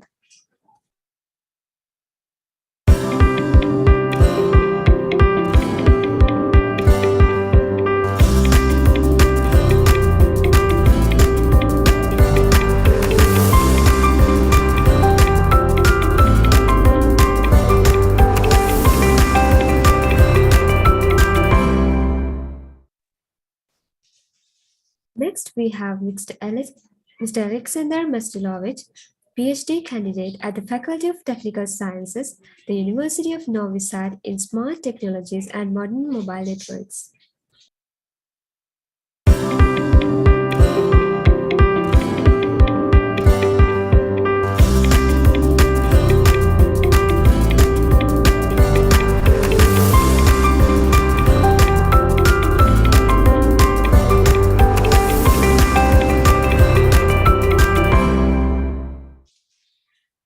So, ladies and gentlemen, this is our panelist, and let me introduce our moderator for this valuable event. Today, we have Mr. Dhammika Marasinghe as a moderator of the panel discussion.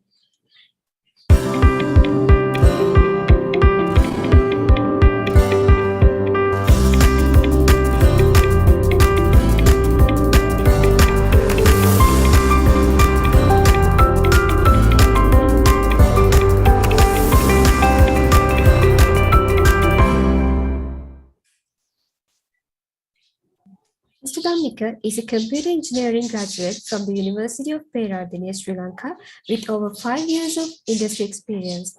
He currently works as an associate technical lead at Maturity EdTech startup. He also is a general council member of SLASCOM, Sri Lanka Association of Software and Services Companies, and heads its capacity forum. Dhammika is an IEEE member since 2013, and also he is the chairperson of IEEE Young Professionals Sri Lanka.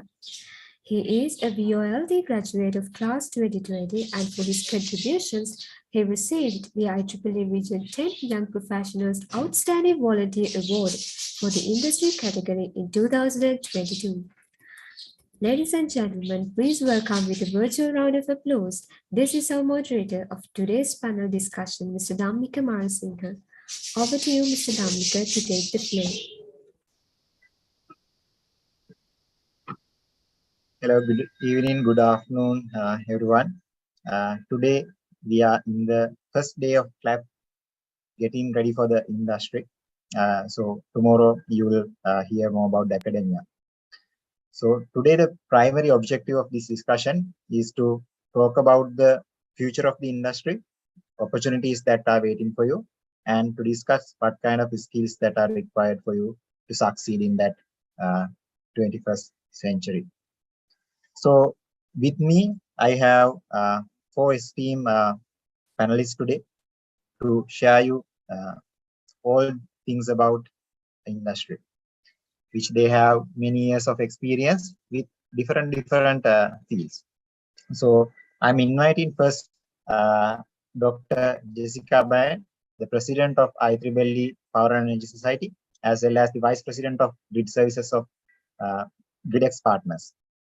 And then the Alexandra, who's the IEEE Publication Services and Products Board, as well as the senator of WBA. And then Jose Mali, quite familiar face for most of you in IEEE, chairperson of IEEE MGA student activities, as well as the cybersecurity program manager of Victoria University.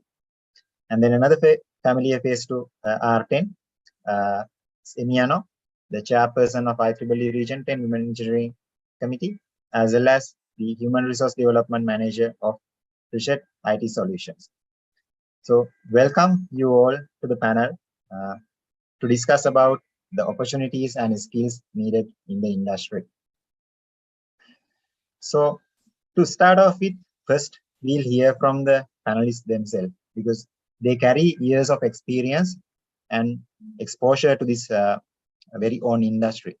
And they are coming from different backgrounds. And I'm pretty sure all of the delegates who are here today would love to hear what they have done and how they have achieved these current places that they are right now. So first, I'll move to Dr. Jessica, who's the president of the IEEE PES, to ask her about like what kind of exposure that he had to the industry, and then what are the like skills that help her to grow to the position that she's in right now. Over to you, Jessica. Thank you, Damika. Thank you for the organizing committee. Hello, Region 10. I always say I'm excited to join the students and YP programs, events like this. So I will elaborate more what we're doing as a IEEE Power Energy Society, but I'll get to that later. So who I am? So I got my family influence. Okay, it's like Asian culture, right? So both my parents were electrical engineers. So to me, it's very easy to kind of say, I know what, right, the power industry is about because they both work for utility companies. So I was kind of immersed into their discussion when I was very young. So I didn't even think about it. I thought it's infrastructure. It helps move the economy because we keep lights on, right? Especially nowadays, everybody charge their phone. This is a lifeline of our modern life. So I started with my bachelor, master, and PhD. That was kind of my path. I didn't have any second thoughts where I should go differently. And I joined. After my PhD, I taught for 2 years. I just didn't feel that I can see my what I contribute would get immediate rewarding, right? I'm kind of impatient person. So, well, yeah, education is it's a long journey. I will see students and everything, and research is a long journey as well. So I said, let me try industry. So I joined Westinghouse electric company for 5 or 6 years. And then the industry here in America started deregulation. So the utility company, instead of they have a generation, they have a transmission distribution, they said, well, we're going to open, everybody can join. So this is like Netflix, right? So if I have a content, I can sell to Netflix and broadcast it and stream it. So for our industry, same. So the government says, let's just open up the pipeline or the transmission line and let all the technologies, coals, the gas companies, all the generators come in play. So I thought maybe this is a chance for me to move to a different, it's still in the same industry, but kind of different area.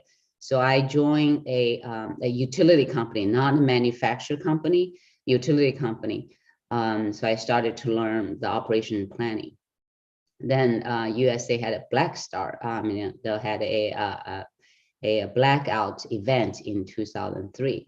After that, I thought maybe this is something I should do. So you can see I'm kind of following the social needs, right? Whenever there's the calling from society, and I would change. So I moved to a standards development organization, very much like IEEE. Stakeholder coming, all the utility companies coming, they grade on the reliability standards. So I work with these stakeholders and try to get consensus, and so that they can vote and get my standard passed.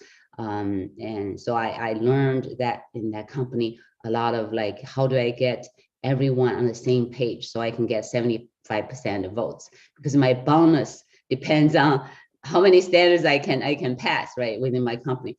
So I developed a very good negotiation and how to help all the stakeholders move into the same direction, which is part of leadership skill. So I kind of honed that skill within in my standards organization.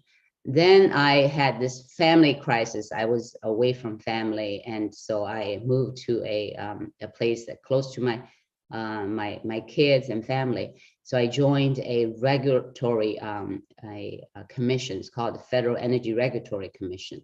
So as you can see, my career stands from academic and to manufacturing, which I had lots of IEEE transaction papers and patents, kind of research. Now I moved to a purely industry, like operational dispatch, like how to keep lights on every minute. That's what I did for 6 years. Then because the blackout, then I said, maybe there's other needs. I should do more, right? Have a bigger impact. So I moved on the standards organization. So make sure that every company, they will follow the certain standards, mandatory standards, keep lights on. Then I moved to regulatory side. And along the way, I have been the IEEE PES member and Computer Society member, and some other society members, and the Women Engineering or Women in Power. So they kind of drafted me into say, hey, we need your help. So I've been with the Women in Engineering and Women in Power since 2012. And then they nominated me to serve as a PES secretary. So I was on the ballot. I got elected for 2 terms. And then the PES governing board saw my ability, my passion, and my, they said, well, we got to draft you again to run for the president-elect. So here I am. So rest of it is history. So back to you. That's a great intro, Jessica. And I think like that's a great start for our discussion also, because most of the students here, they think sometimes the first degree that they are doing is defining their whole career. And I think like you prove with the example that how you were not afraid to change your career based on the social needs and based on the society's impact, what you can create to the society. Because ultimately, like while you are working, you have to enjoy the life and make a really good contribution to the society. So next, I'll move to the Emmy, who's again coming from the region 10. So Emmy coming from like a different technical perspective and then like moving to even HR management. But your story, Emmy. Okay, thank you, Damika, and thanks for organizing the committee for inviting me this special club event. Hello, everyone. This is Emi Ano from Tokyo Section, Japan, and I'm currently in charge of Region 10 WHO. It's already past 4 years, very long time. And yes, my career and my education, when I was a university student, I specialized in Kansei engineering. It's affective engineering.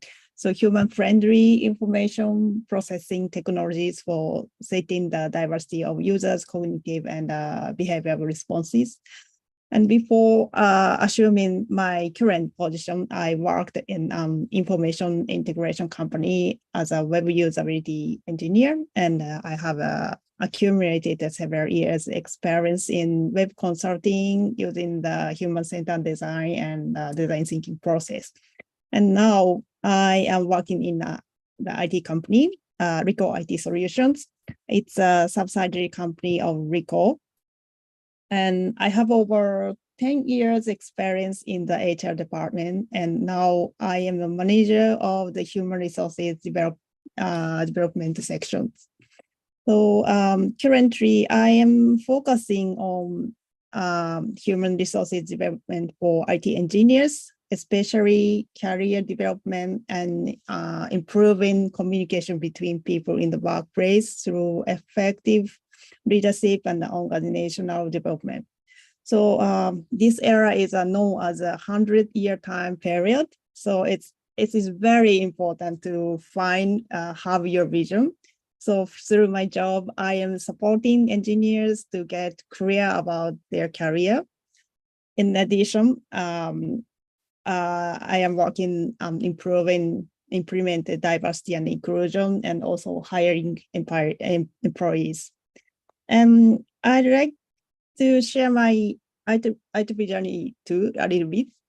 And I have a very active volunteer in IEEE since 2008. And it was very, very small step at first, local activities with YP member, and the student members in the Tokyo section. But after a few years, I have many friends and I had many opportunities, not only in Japan, also region 10 and the global level. So as you know, IEEE is a diverse community, truly unlike any other. So it means I learned a lot from IEEE friends and the global leaders through this kind of activities, and it helps a lot with my work because my experience in IEEE as a leader, for example, as a Region 10 double chair, so it helps me a lot. When then when I became a manager in my company, I already know how I do as a leader in that organization. So yes, I have many experience, and I really happy to having the great friend, great supporters in IEEE. So I am very excited to join and discuss with wonderful global leaders today. So that's from me. Thank you. Great. Thanks, Amy. And I think like you really are a really good ambassador for the club we are doing also here, the career leadership program. Because you mentioned like how exactly the effort that you are putting even after joining the industry to the improvement of the career development as well as like effective communication leadership of the student the employees. And I think the students here would be really lucky to hear you from the next rounds when you actually can share certain experiences that you have in this upskilling. Next, I'll move to Hussein, who's the MGA Student Activities Chairperson. And Hussein, what's your story? I'm pretty sure most are waited to hear as students to hear from the Student Activities Chair of MGA.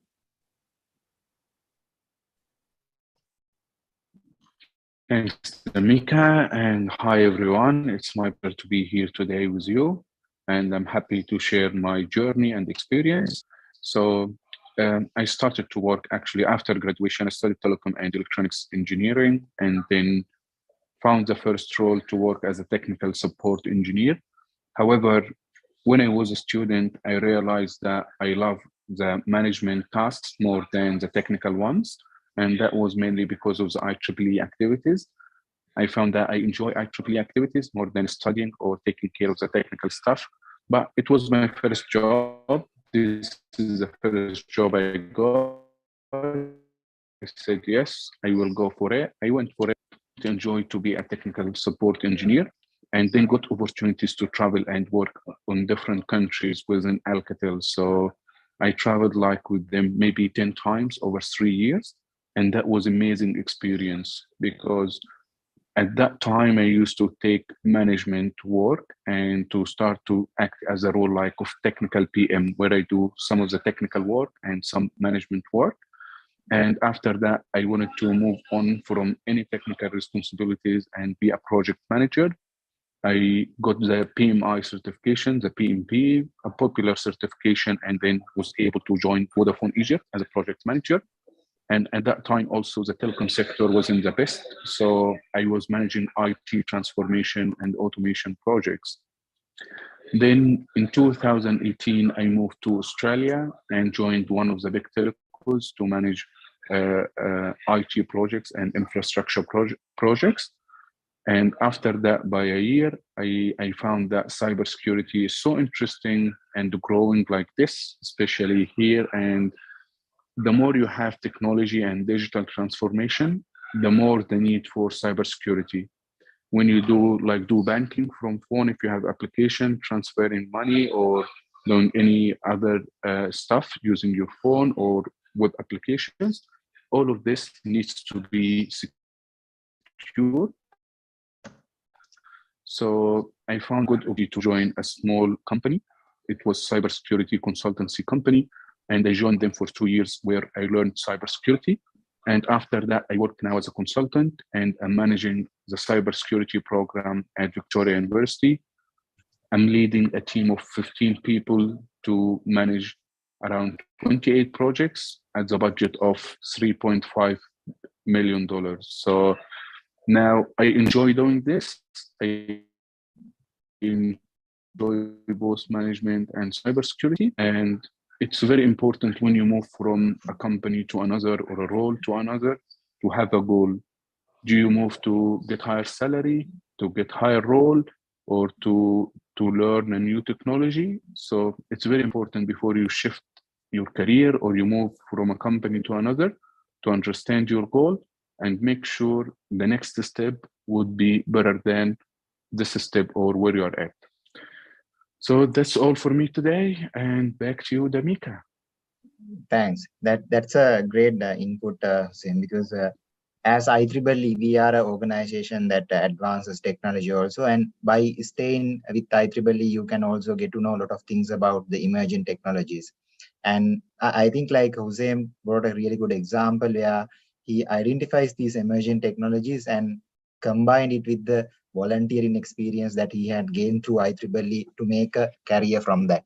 So that's a really good input, Hussein. Last, I'll move to the Alex, who's been like in different aspect of digital transformation projects and certain other development agencies even before engaging IEEE. And now he's also looking at the publication services as well as product in IEEE. Alex, so can you share of some of the experience to mention where exactly you came from and how exactly you are in the position right now? Of course, thank you. And I hope that you can hear me well because I'm in a hotel, so the internet connection is not so great. And actually that fact was the reason I chose to study telecommunications. And I had a dream to help and support the global action of creating universal access and connectivity to everybody around the world. And I can say that it's still my personal mission. I also want to thank you for this invitation, recognition, and I'm so glad to share my journey and experience to all of you here. And I really want to clap hands to IEEE young professionals in Region 10, especially because I'm IEEE Young Professionals Committee member at the global level. This is a great program, and I think this is something amazing and really necessary for young professionals and students to collect ideas for their first steps in the career. From my personal perspective, I cannot say that I can stay in one place for a long time. So very interesting career path, because I used to be academic for more than a decade, and I just was one step away from my PhD after I received European Union Maria Curie Fellowship, what is actually the Excellence Award in Europe. But at that moment, actually, I got offered to join the government sector at National Regulatory Authority for Telecommunications and Electronic Media. And I became director for telecoms, and I started working in legislation regulation in telecommunications industry and the market. I accept that kind of challenge because that was something completely new from me after more than a decade in academia. But actually, I skipped one step that during my period in academia, I tried to convert in every step my research work into business. So I have started working as a consultant, and also I launched two startups, one in Serbia related to smart cities, and another one related more to consultancy business in Florida in the United States. And I'm still working with that in parallel. Even in the period I was part of the government sector, and then I continue working as consultant, what actually I'm doing right now.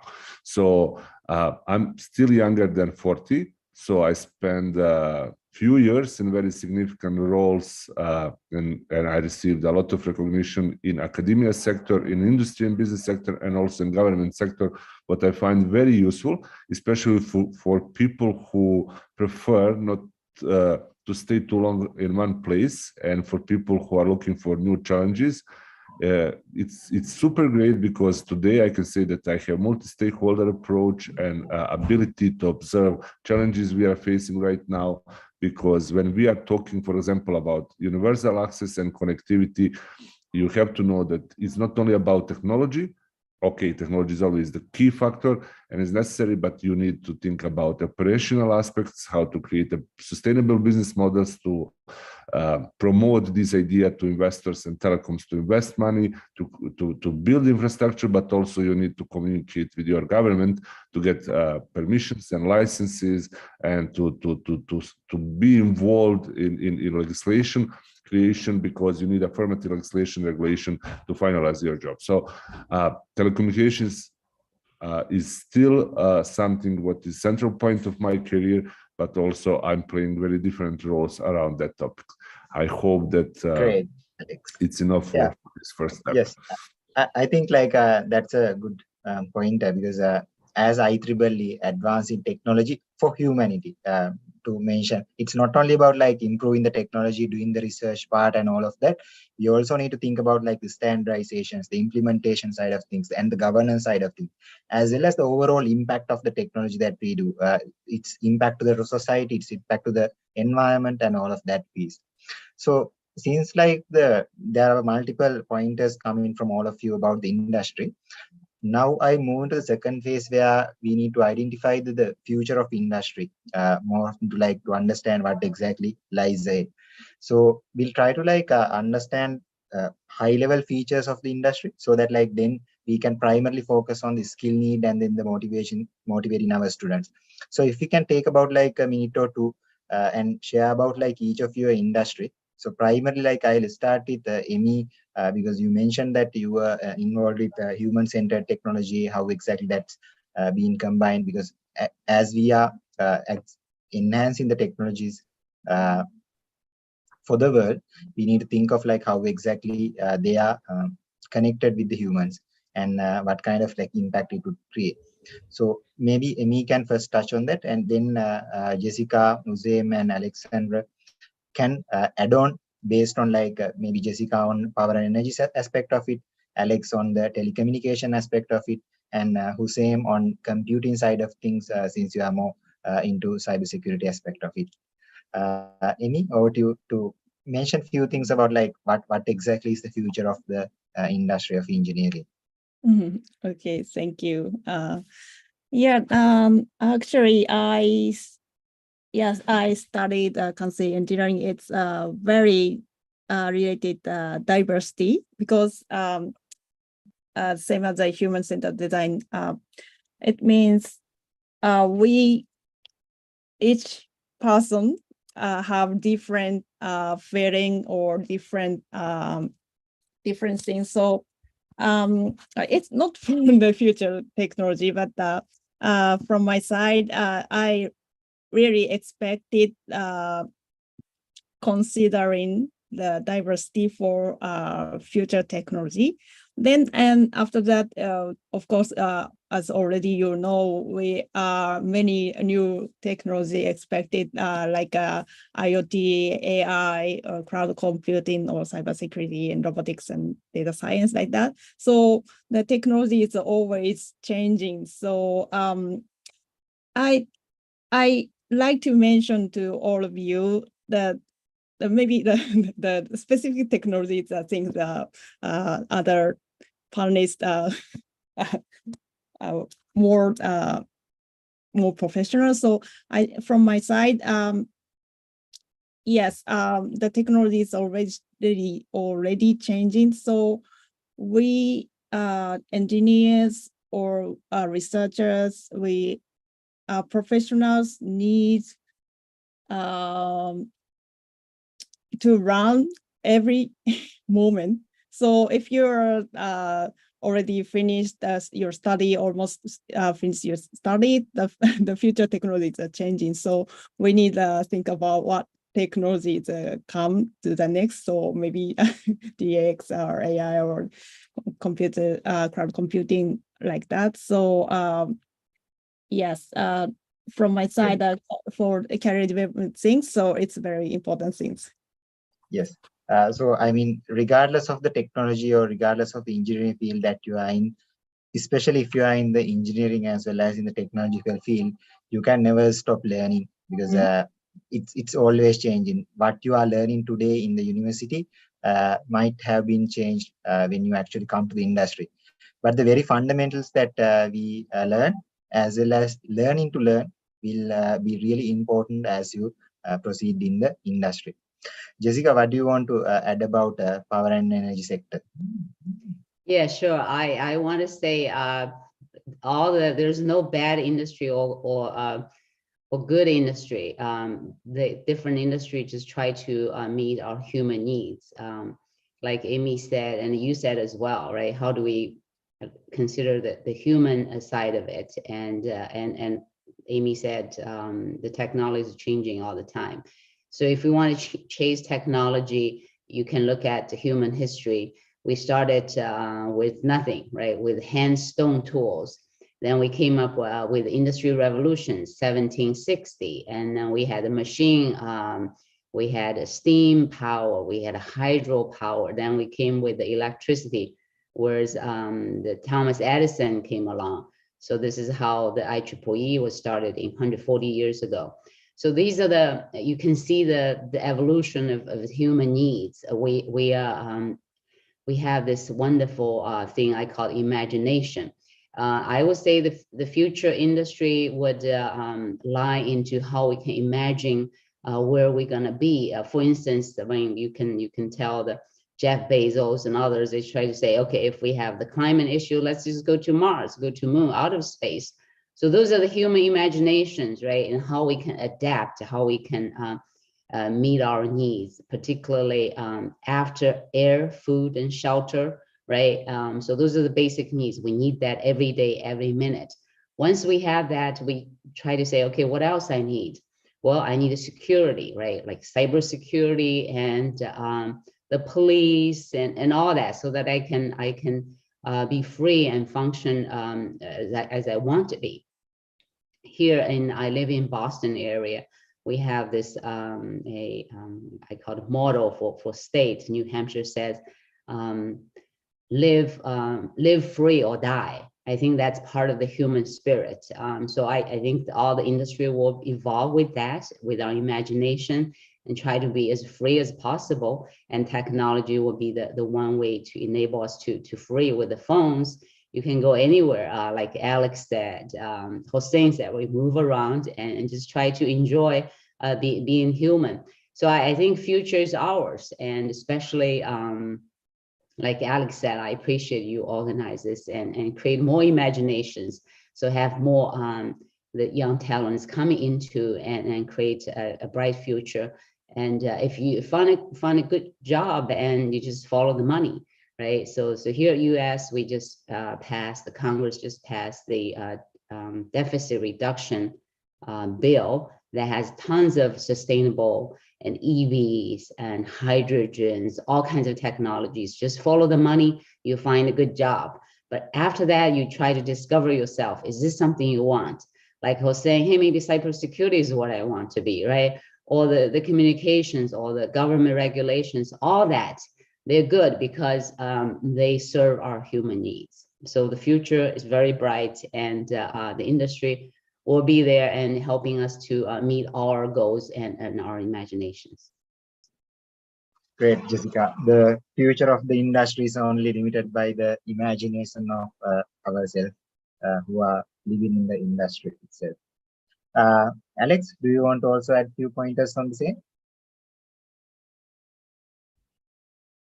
Yeah, actually, I will just follow this line because it's obvious that technology is evolving as actually the human needs evolving, and expectation for quality of life, what is specifically related to new expectations 21st century. People are very ambitious, and we are looking to have all these services available. I'm not talking about only services related to electrical engineering and engineering, but also we are talking about communal services, better urban services, because our city is growing up very quickly. We can talk about acceleration of urbanization.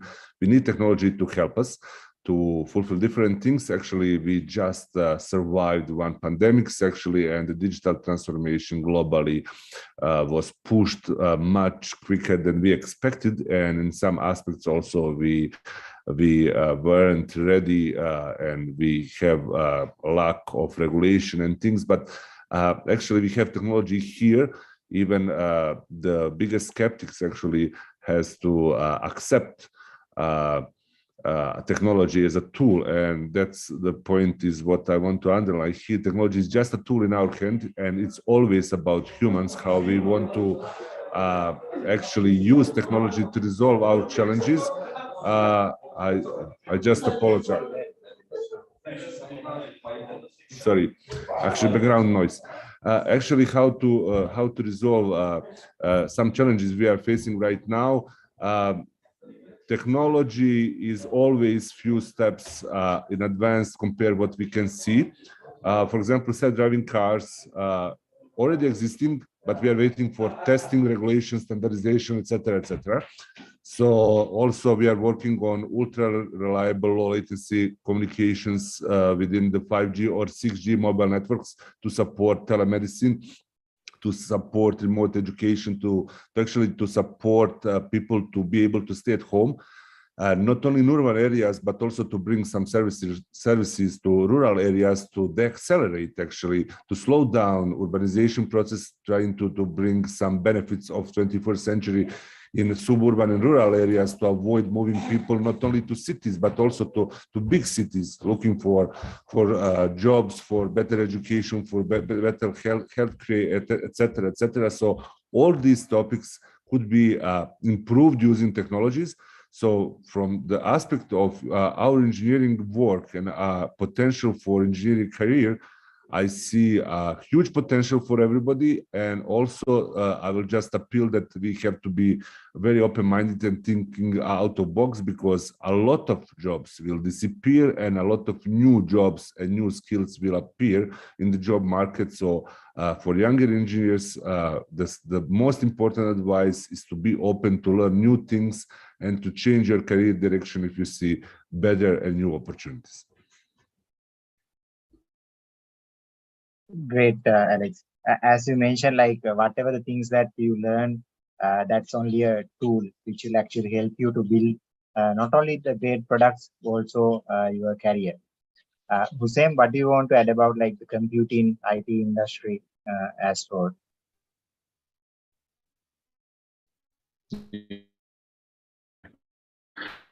So first of all, completely with Jessica and Amy about what they mentioned about the future of technology. In my view, the future is cloud computing, cybersecurity, IoT, machine learning, and also renewable energy because of the global warming. This is one of the most critical issues we have now, and we need to find a solution for that. And there are other technologies coming in that will have industrial applications soon, like the hologram technology and metaverse. By the way, I was invited to Cisco office a few months ago to attend a demo session for their hologram technology. I tried the technology, and yes, you wear a headset, and you see someone in the US like you are sitting on a table, and they can catch some objects and explain stuff. Like even if you are studying medicine, they can get the body and explain the different parts. So it's going to be a big revolution in education and also in the health system. But I think this technology is still a bit premature to go for industry application. However, it should be available soon. So my advice to students and young professionals is to look at the future, see what's coming, and make sure to be part of it. So how can I know about the future? Easy, by attending these events and staying, being member with IEEE. You can see that there are lots of podcasts and YouTube channels talking about the future. You can listen and watch them to learn more about it and how to get there, how to make sure I'm part of it. The easiest way for you is to get a mentor. The mentor should be your future, someone who's in this industry doing very well, and this person can help you to get there, telling you, go and take this course, do this activity, join this company. They can open opportunities to you as well, especially if this mentor is a local mentor, because they know the market, they have the network, they can help you with multiple ways. So this is my view in a nutshell. Thank you. Thanks, Hussein. So we have about like 15 more minutes in the discussion. So in that last 15 minutes, I'd like to focus more on the actual like skill requirement and what exactly and how exactly our students can prepare for these future jobs that are waiting for them. So first, I'd like to move again to the Jessica to mention few things about like it's not always about like technical skills that we create on. Now the world is more focusing on things like ESG, the environment, sustainability, governance, all that piece. And then different things around SDGs coming from all these agencies like UN. So with all of these, like how exactly a student should prepare for the future of industry? Yeah, great question. So everyone's different. That's what Amy said. Everyone's different. So the way I see it is, I mean, out of all the skills I learned along my journey is put yourself into others' shoes. So if you think that, okay, I'm applying for, let's say, Cisco, right, for IBM or Google, or I would do a research, see what they need, what are the new initiatives they're trying to launch, what are the things they need, what are the tests, because every company or every institution has its own focus and priority. So if you can think along their needs and think of why they need that and how I can help, and that will help you, that skill, that mindset will help you for lifelong. Even let's say you have a family, right? You think from your kid's side, your partner's side, or your workplace, and think about your team, the project, and or you're looking for when you want to talk to HR like Amy, and just think about why, what they need, why they need to hire me, because I'm hired just to help them to grow or to solve one of their issues or their challenges. So if you think that, you'll find a lot of solution. You'll be imaginary think, well, this is how maybe I can, these are the ideas I can help them. So that's the match that will be best, that you can meet the company's needs, social needs, family needs, everyone's needs. So we're here to kind of meet everyone's needs, even the industry, a university, and everyone, right? We try to find a belonging relationship and the needs and help others. So those are the others communications. We heard lots of, right, how to communicate effectively. All those are good, but at least for me personally, what helped me the most is I try to understand others. Like for instance, why women in engineering nominated me, try to run for the PS secretary, right? And I also think why IEEE needs me, or how I can help IEEE. So think of that. You can focus your energy and your time and resources into that, and you could be creative and also solve the problem right there, because we all have limited resources. So if you can focus that and try to solve and think, understand their issues, and you'll be successful, and you'll go higher and further. Great. That's a really good input, because as engineers, as professionals, what we need to do is to solve the problems so that like we can create a better impact. And on that journey, I think like Jessica also brought another good point. You need to understand the problem also, and understand how other people see about it, more of like the empathy. So that's a great point. Thanks, Jessica, for that points. Next, I'll go for Alex. Alex, you've also been in like different fields, also like contributing to the engineering field as well as to the country with certain implementations. So with that, like what exactly are the skills that you think would help our students preparing for the future of industry? Actually, I think that when you're talking about the future industry, it's very important to be able not to be innovative in technologies, in engineering, but also to create innovative business models. Because, for example, for telecom industry, I'll just share my opinions. Telecoms generally worldwide today suffering of the chronic lack of profit right now, because they are still insisting in services, human-centric services, providing short messaging, internet access, or calls. With 5G, for example, with new generation of mobile networks, this technology actually is focused more to machine-to-machine communication. So it's completely new perspective and new market and new opportunity to create innovative business models to provide Internet of Things universal connectivity for billions of sensors, for example, and to find customers, not only individuals, but also cities, for example, for smart cities, or private 5G networks for a smart industry, and for facilitates of industry. for production lines, for smart driving cars for the future. You can see, for example, Tesla cars are already connected to the internet. So also the Elon Musk launching the satellite Starlink actually may be focused exactly to provide universal connectivity to Tesla cars, plus of course to provide service for internet access, acting as a universal global service provider for internet. When we are talking about that, it's also very important to conclude that we need to be innovative in both directions together in parallel.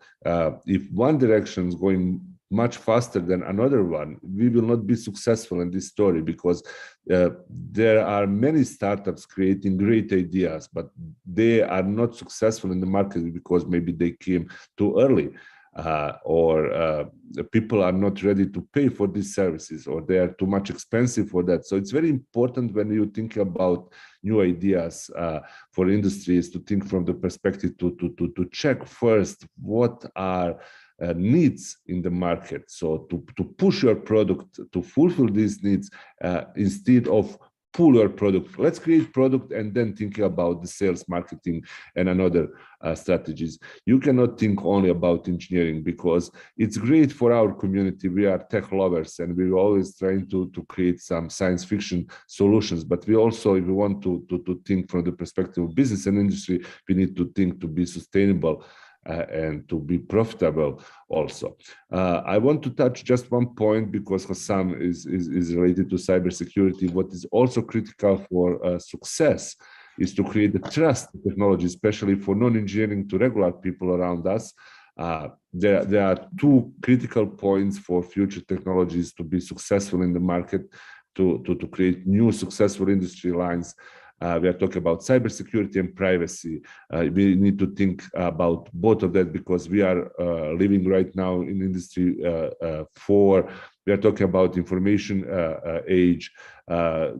Actually, the biggest value is in collected data. So we need to take care about data to prevent illegal access by cybersecurity strategies and mechanisms, and also to create affirmative and very well designed smart regulation legislation to protect the privacy. So who is owner of data, who can use data for some business intelligence decisions, profiling, predictions, etc., etc. So all this together actually creating the successful platform for future industries and further progress.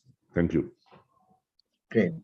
So that's a good point, Alex. I think as professionals now, our responsibilities are also getting more broader and bigger, because we, as you mentioned, like we are stepping into a information age, or we might have already stepped in. With that, like it create different new other problems. And I think another point that you highlighted was skills in different fields, not only about the technology. It has to be around like can be around business models, or it's different. So I think like even our participants can look at T-shaped skills. They have like deep understanding in certain areas, but also the broader understanding on different technicalities or different fields, because that will help you to land a really good career path in your future. Because even from all the speakers, all the panelists we have today, you noticed how exactly like they moved from one opportunity to another by utilizing certain opportunities that they had by learning new skills likewise. So Hussein, like from your side of things, what would you like to add into the people who are coming to the computing industry, especially like more into different emerging technologies? How do they ready for the industry? Yeah, sure. So the first thing you need to do if you're a student now, what do you like? What kind of industry, or what do you want to do in the future? Do you want to work on hardware design, software? If it's software, what language, what industry? So this is a common question for students maybe in 3rd or 4th year who are ready to go to market. And it's going to take time, by the way. So my advice to students, after you graduate and you go and apply for multiple industries. If you're not sure what you want to do, go and apply go join some courses to learn more about this specific field and see if this is what you like or not.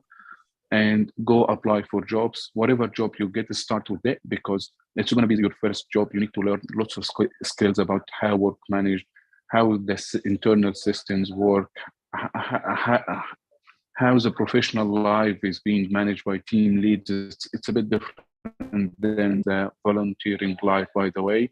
So all of that you need anyway. And then once you get your first job, you need to think about the future. Is this what I need? If not, if yes, all good, you need to build a career. And to build a career, you need to start with doing some hands-on work and then getting skill training and certification, and then getting more hands-on experience and the skills and certifications and all of this. This is how you can grow within your work. And if you join the job and you don't like it, never resign. Never do this mistake. You have to set a plan to find what you like and go for the second job. Why? If you resign the second day, it's going to be hard for you to find a second job. You will be under pressure. You will need to find it quickly because you may be you are not financially stable enough. So it's okay if you join the job, you don't like it, take time, get ready for the second job. I like what Jessica mentioned about to know about the problem and why the company will need you to join them. Look at their website, look at the jobs you want to join, see the required certifications and experience, try to get these skills before you go and even apply. And the last advice I want to say, to do good in interviews, there is a very nice idea. If you apply, you'll do way much better. And this is about doing interviews. So if you have any opportunity to sit in an interview panel, you will put yourself in the customer shoes. So you will see how people behave in interviews, what's good, what's wrong, what did you like, what you didn't like as an interviewer, not as an interviewee. And then you can use this skill in your future interviews. You know, yeah, last time someone said that, yeah, I can use it, or I shouldn't say that because that person, they said that in the interview, didn't like it, and so on. So this is a good practice. If you follow these steps, this is definitely will help you to find what you love and to be able to get your preferred job. Thank Great. you. Thanks. What you mentioned is really important, because it's not the first degree that you learn. You have like continuously learning if you want to excel in your industry, regardless of which industry that is. It can be like the power and energy sector, it can be computing, it can be telecommunication, it can be any other industry, but you shouldn't stop learning. You should always have a plan, and also should get support from mentors likewise, so that you can actually reach the dream path that you are having. So on that, like Amy in her organization also, like she's actively working on this aspect as a HR manager also. So from that aspect, from the pointers that Hussein just mentioned, Amy, how do we as an industry, you are excelling the employees that are coming to the industry as fresh graduate, and then like what are the things that you try to enhance on them, so that even the undergraduates who are here joining us today can look forward to the industry, and they'll also feel more confident about going to that. Otherwise, like some of them, they think once I'm done with the university, I'm all alone doing my job. So can you add some pointers on that? Because I think that'll be a great point to end our discussion. Sure. Thank you. So, yes, I think I really highly recommend you to have your vision. So as already other panelists, Jessica, and Alex, and Hossam already said, there are many needs, or there are many technologies we need run in the future. But if you have your vision exactly, it's really help you to improve your skills for finding your job. You can select, you can choose the industry or company, what exactly you want to do in the future. So I really recommend all of you to have your vision. It's very base for improving your professional skills. And for finding your vision, I also recommend to find your career sweet spot.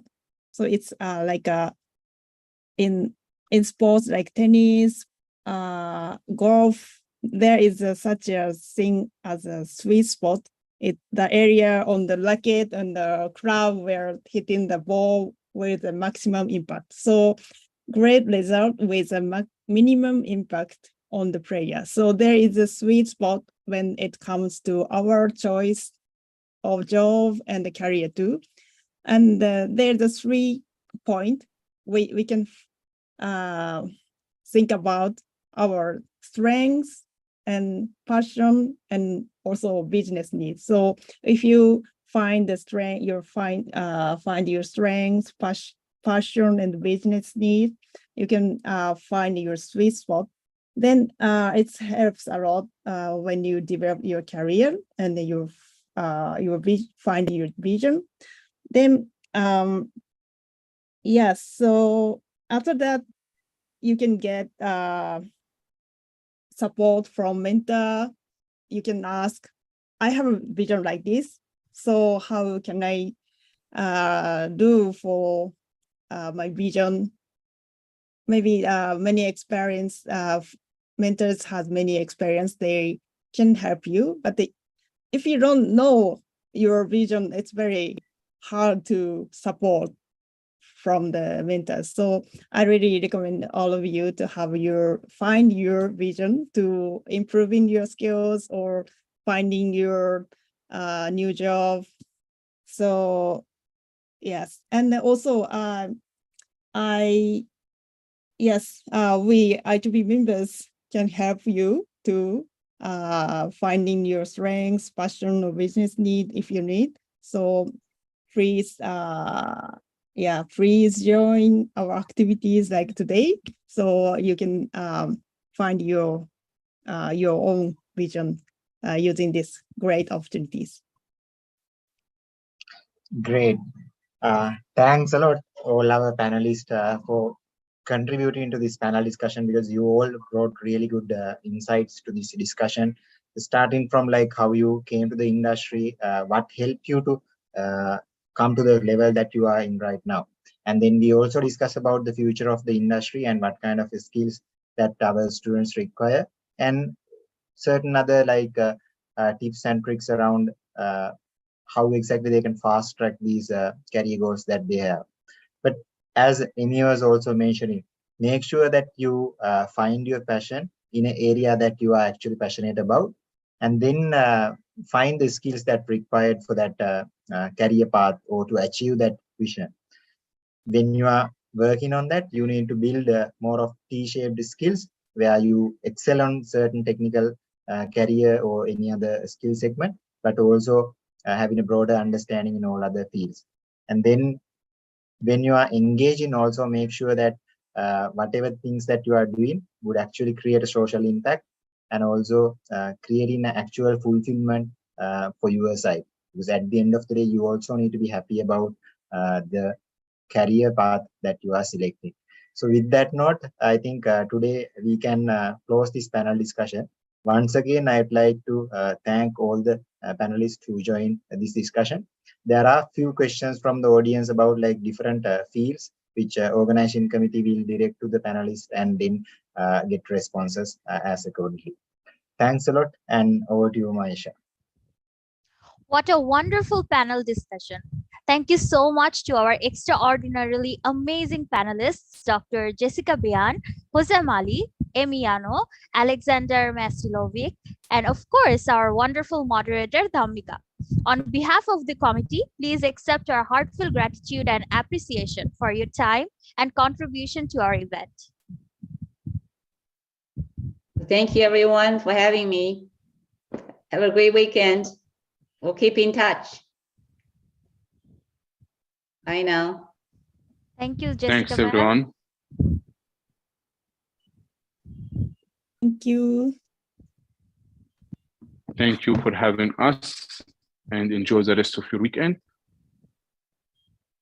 May we have a huge round of applause virtual for our panelists and our wonderful moderator. Thank you once again for this wonderful panel discussion. We will move on to our next segment. Leadership today is about working extraordinarily well with and through others. As our organizational landscapes continue to change, how we connect with others remains paramount. As students and young professionals, leadership skills remain one of the top skills to acquire and master, and to help us guide through, we have designed this session on leadership training by Mr. Almir Ahsan Asif, exclusively for our delegates.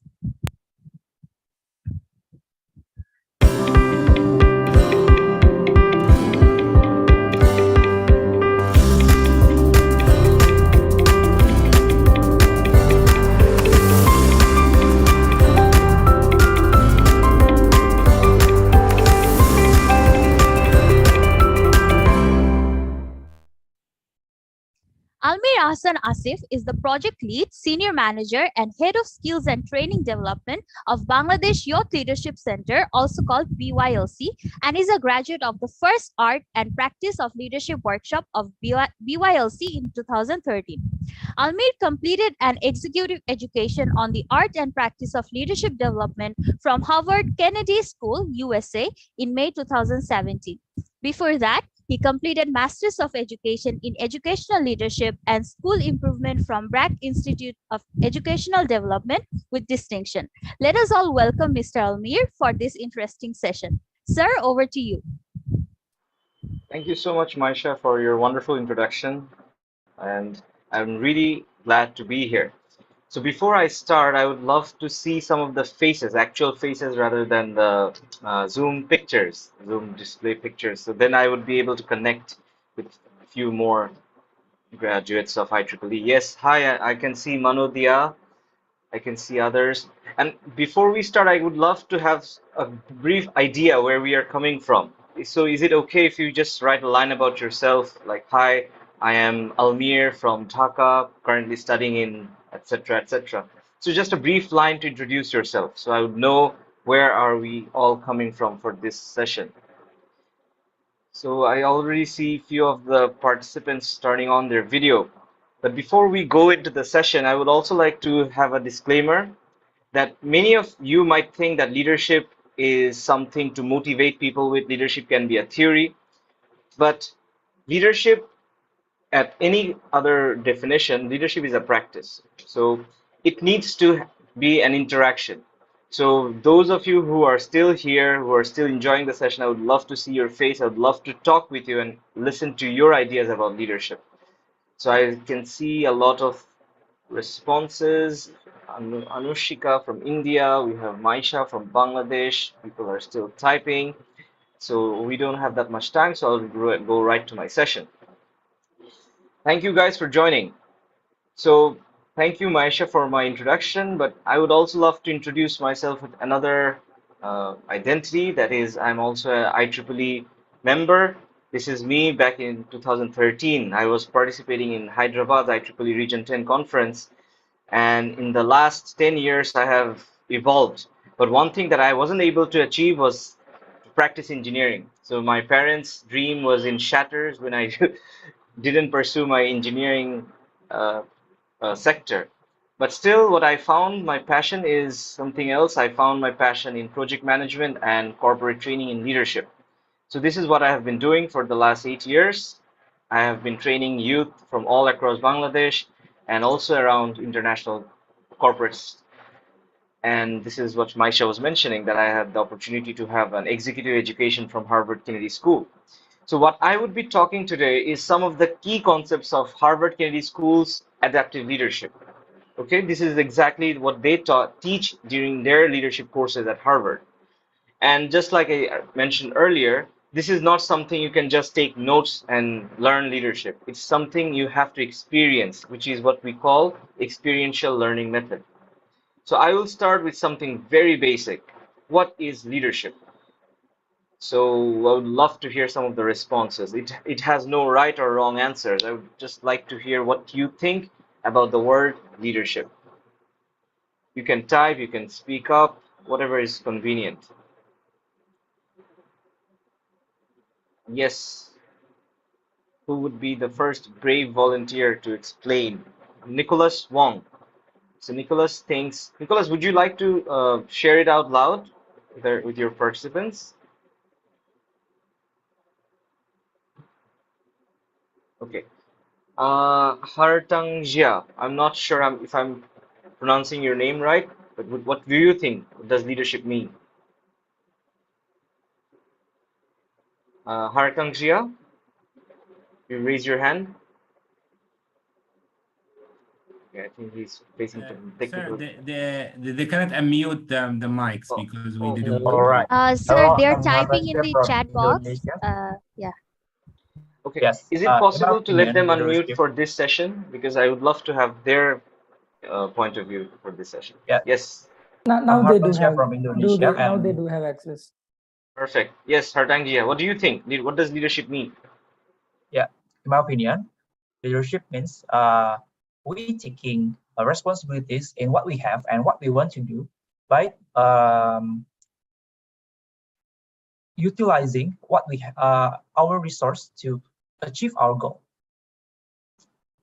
And one of the resource is team members or money or time and so on.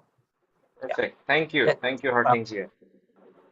Sorry, I think I was lagging a little bit, but I got your idea. Yes, Nicholas Wong, then we'll go to Nuri Alam Sakib. Hello, can you hear me? Yes, perfectly. Okay, so what I wrote about initiative. So to me, I think leaders are those people who, if they see like a problem, they're the ones who feel compelled to take an action. Right. As opposed to maybe waiting for someone else to try and fix the problem. Amazing, amazing definition. Thank you. Nuri Alam Sakib, Yeah. and then we'll take the final reflection from Rubini. Assalamualaikum. In my perspective, anyone can be leader. When there is a problem, if anyone stood out and help the team to complete the project or solve this problem, he can be a leader. So to be a leader, he need to stand up and solve the problem. Perfect. Thank you. Finally, Rubini. Yeah, in my point of view, leadership means someone who respects the team members and also who leads them well. And along with the leading part, he must also learn to work with them accordingly and handle all the things. So that's what leadership is. Perfect. So I would not ask Muhammad Sani Yahya to share your reflection, but I'll ask you something different. I'd ask you from the reflections that you have heard from our previous participants, do you see any pattern from their definitions? Is there anything that is similar to what they have said? Muhammad Sani?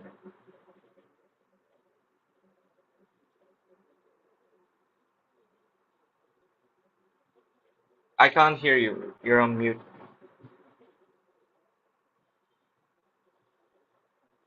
Okay. I think Muhammad Sani is facing some difficulty. Yes. Can you hear me? Yes, perfectly. Can you hear me? So Yes, Sani. from what they said, I think leadership is all about being creative, being able to plan, and be able to manage resources to achieve a goal, a particular goal. Perfect. Thank you. So if I summarize the reflections that you have came to me, there are two patterns. One pattern followed that leadership is about a person who has to have certain mindset, certain skills. And another reflection or category of reflection was leadership is about having certain skills or qualities, right? So there is a challenge with these two concepts, that either thinking of leadership as a person or with some technical skills or qualities. The problem is when I ask the question, what is leadership? The 130 plus participants and delegates heard this question, but not all of them responded, because some of them started thinking, who is the right person to answer it? Or who has all the skills and qualities to answer this question, right? Because they started looking for an individual rather than focusing on what work needs to be done. And that is a common challenge that the entire world faces when they think of the word leadership. They focus on an individual, or they focus on some skills or qualities. So first thing that they teach at Harvard Kennedy School is that leadership is not about a position. Because if you keep thinking that leadership is about having a formal title, having a formal authority, or having certain skills such as motivation, charisma, initiative, or having a team, then each and every one of you would start questioning that, am I the person to exercise leadership in this situation? Because do I have all these qualities? Do I have a formal position? Because that limits our thinking when we are trying to think about the word leadership. So what they say, that leadership is about action. It's not about who, it's about who is doing the work. It's about what skills you have. It's about how you are using those skills to move the work forward. So that is what they say about leadership at Harvard Kennedy School. And normally when we see a challenge, when we see a problem, we are always focusing on how to figure out in the shortest possible time, right? We're trying to figure out that what do we know about this problem so that we can solve it quickly. Can any one of you give an example of any challenges or any problems that we see in our world, in our community that is very prevalent? What kind of problems are we seeing around the world nowadays? Any example? What are the biggest challenges? Discrimination. Okay, that's one. Good. A few more. Climate change. Thank you, Sonu. Traffic. Economic. Perfect. So as we are all coming from a technical background, we are all IEEE members. I worked as an IEEE volunteer, then executive, and then I worked as a chair. And now I'm doing something different. What I realized in my journey as a professional, that the challenges that you're mentioning right now, discrimination, climate change, traffic, economic, all these challenges have a fix, that is a technical fix that can be solved by an expert. But every challenge, every problem cannot be solved by experts. Because let's say if we face discrimination in this room right now, if we prioritize one country over another, prioritize one gender over another, or one religion over another, the organizers can take some action, like keeping them into the waiting room, taking them out of the program, right? But do you think that would solve the problem of discrimination from this event? I don't think so. Because providing an expert solution not always solves the problem. Sometimes there is an adaptive challenge that needs to be fixed. So over there, what we try to teach at Harvard Kennedy School, what they teach is that focus on the behavioral aspects of human being, like why you're working and how you're working. If you work on the behavioral aspects of all the individuals present, that is working on the adaptive challenge. So my advice to all the fresh graduates or the to-be graduates is, when you go into the workspace, you will see a lot of problems, a lot of challenges where you can solve it with your expertise, with your knowledge.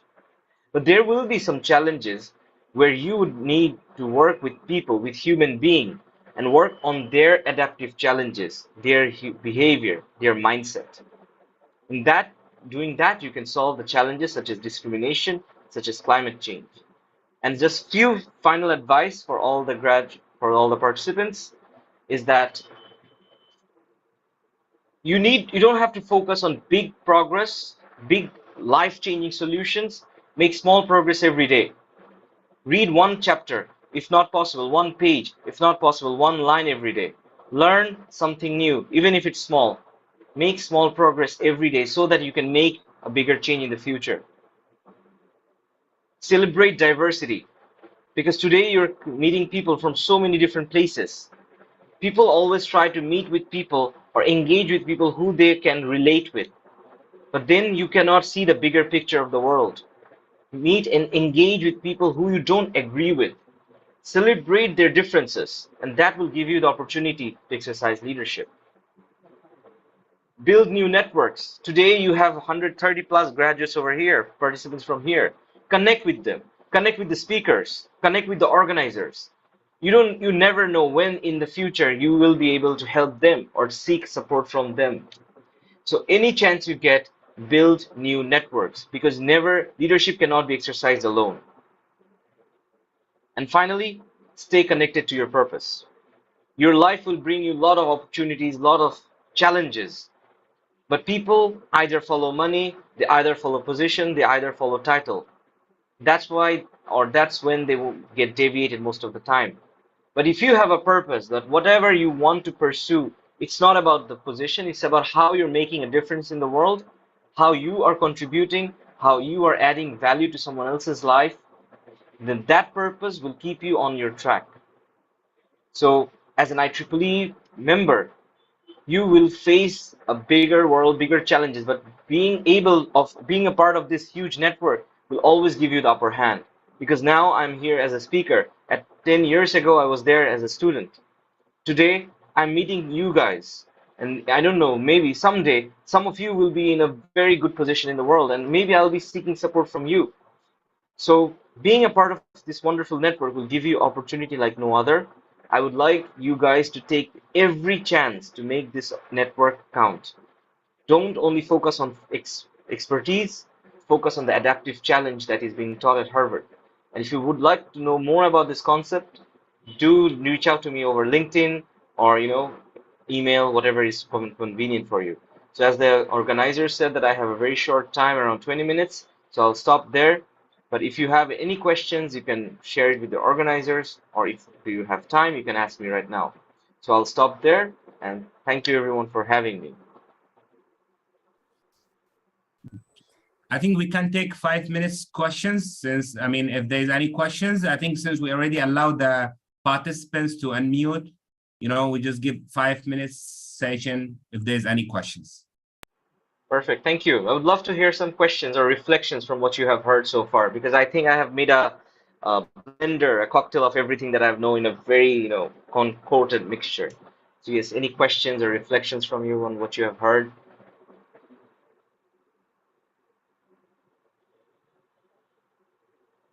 I'll start with Zanzia. You started the question. Do you have any reflections on what you have heard? Nicholas Wong?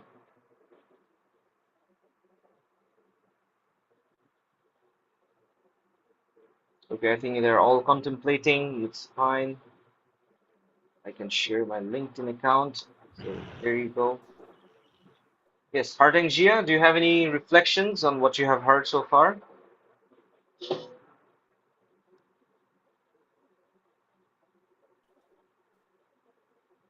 I think he's not being able to unmute. Hello. Yes.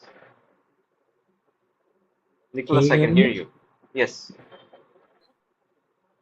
Hi, I'm Nicholas here. So thanks for your sharing. So one thing I'm pondering is, you see a lot of all of these leadership schools all around the place, and certainly in the military in many countries, their seniors and officers are sent for leadership school, right? But I'm also wondering, how far can you actually teach leadership? And are there people who need to go through such training, or are there people who are natural leaders? Perfect. Thanks. A wonderful question. So Harteng Jia, because there is not much time, you can type your question, but I would like to answer Nicholas's question. Is when I was doing my executive education at Harvard, I had a colleague who once shared a very profound reflection. He said that I have been leading a company for 30 years. That is more than my actual age. That was more my actual age. So he was leading a company for 30 years, and he said that he never exercised leadership for a single day in his life, because he has been always providing technical solutions, technical fixes, expertise that can be solved with his current know-how. But people, when start focusing on the expertise, they see the challenges that are prevalent in our nature, that it cannot be solved with just what you know. So there are other concepts of leadership, but what they mostly try to do is try to see who is expert at solving a problem.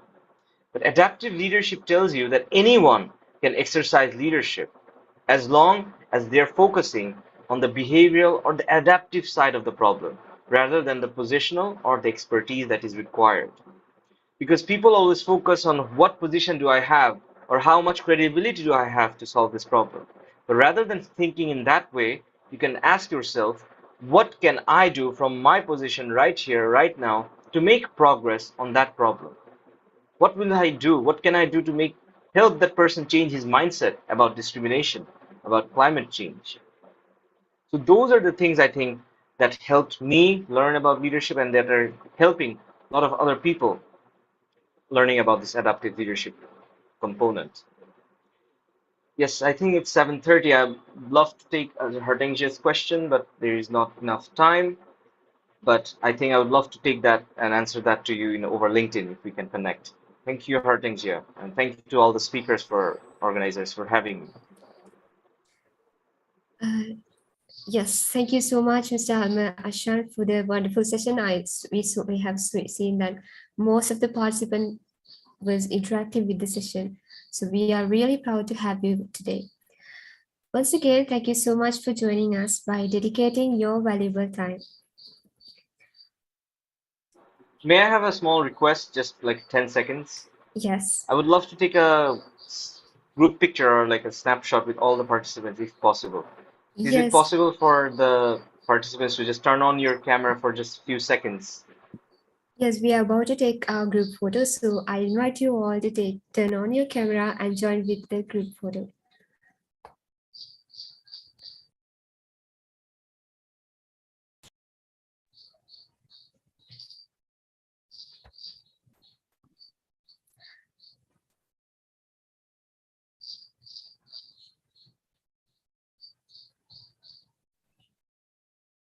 Can someone from the technical team confirm, are we ready to take the photograph? Yes, Niranjana. So, yeah. Okay, I'm going to count again. So guys, let's take the group photo. I think you all are ready. So 1, 2, 3, smile.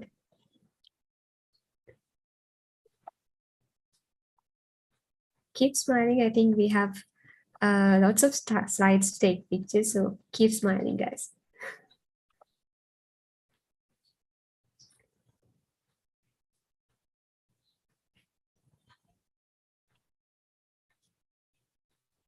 Are we okay now?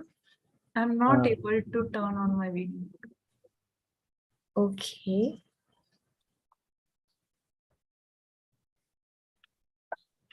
All right, I think we... Yes, we did it. Yes. Thank you so much, guys. Thank you, everyone, for joining us. Once again, thank you so much, Almira, for joining us with the session today. It was really interactive and really interesting session. So today is the very first day of CLAP 2022, which we named as the Industry Day. Hope you all found today's event so much valuable and important. CLAP 22 is not a place that gives you only knowledge, but also gives you access to making new friends from all over Asia Pacific region. We know that you all have worked together with your cluster members in the past few days. We have seen that you guys were making new connections, making new friends, connecting with each other using several virtual platforms and trying to complete CLAP challenges within the very limited time you have. You were so much energized, enthusiastic, and engaging with everything. We have to give another big virtual round of applause for that too. So now I would like to invite Mr. Timothy Pereira, who is the program team lead of CLAP 22 for the team building and networking session. Over to you, Timothy, to take the floor. Yes, thank you very much, Niranjana. Hope I am audible, right? Yeah, so I think I am audible.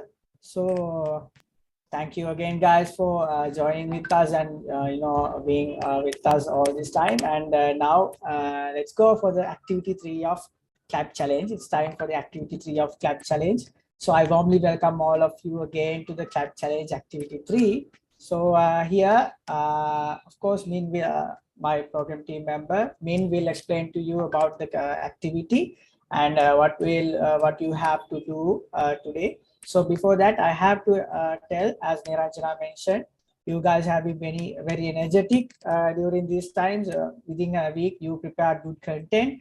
We have got so many submissions for the Clap Challenge, and we saw that you have got many nice captures and uploaded it in your social media. So thank you very much for that. That was very enjoying to watch also. So keep up the good work, and I hope you will all get compete in the activity 3 as well with the same energy. So today, of course, we will be creating the breakout rooms for all of you to join. So before joining, we will present to you, we will give the instructions to the Clap Challenge, the activity 3. So I will invite Min to take over and present to you about the Clap Challenge. Over to you, Min. All right, thank you so much, teammates. And hi, good evening, everyone here, our dear delegates, and also our speakers, amazing speakers, and also our committee of the IEEE Clap 2022. So for those who haven't seen me last week during the onboarding session, just want to introduce myself again. My name is Min, and I'm actually under the program team of IEEE Clap 2022. Alongside working alongside with my teammate, also other committee members. So today, let me just present the screen. Yeah, can you see my screen?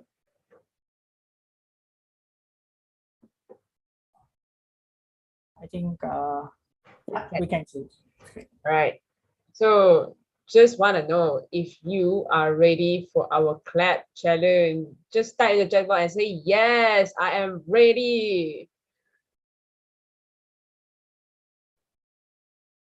How many of you are excited? Okay. Yes, I'm ready. Okay, great. Thanks for the very energetic. That's what we actually need from you guys after you already attend a long session of the speakers sharing just now. So let me just tell you what is our Clap Challenge activity 3, which is a surprise element for all of you. Activity 3 is called You Guess It, You Win It. So, okay. So how does it work? I'm pretty sure from the title itself, you can somehow guess it. Okay, maybe this is something to do with like, you need to guess the word, something like that. So, just want to clarify with you a bit of the rules here. You'll be given a link to solve the puzzle. And the puzzle will consist of 20 questions which are related to our career development, industry, and academia, which is exactly why CLAP is being called, which is Career and Leadership Aid Program. So a little bit tips here, you may find the clues in our delegate handbook. So make sure you already have your delegate handbook on your hand. And if you don't have, just quickly discuss among your group and also make sure you have the handbook ready.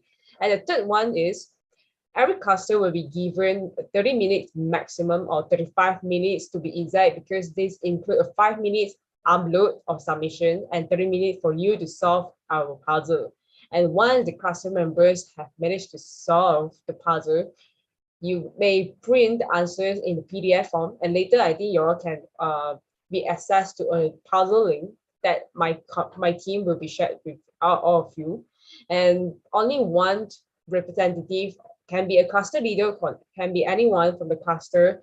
You have to submit your puzzle answer after your cluster has managed to solve it. And only one submission is accepted from every cluster. And which cluster submit the fastest with the highest number of correct answers will win this CLAP Challenge activity 3. So let me know if you are ready. Then you can actually start joining the breakout rooms. Yeah.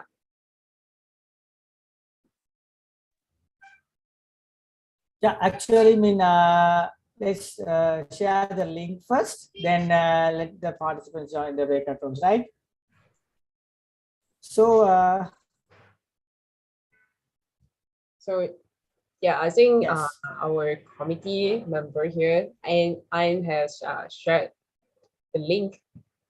So the link to the puzzle is bit.ly/clap22 puzzle. And if you have any problems to open the puzzle, please let us know so we can actually assist you.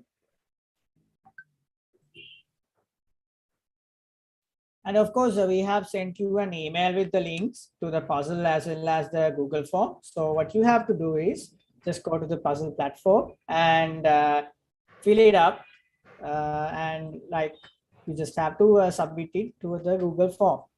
Yeah, I'll put the puzzle link again. Yeah. So guys, you can join the breakout rooms now. And start filling up. So I think when we are ready to go for the countdown. So you have exactly 35 minutes. Join the breakout rooms and solve the puzzle and upload it. We will be tracking you.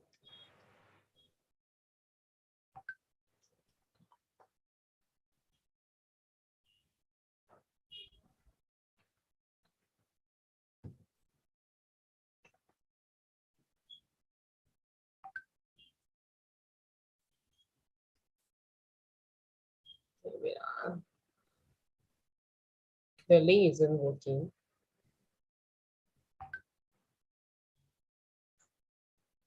No, the link is working fine, right?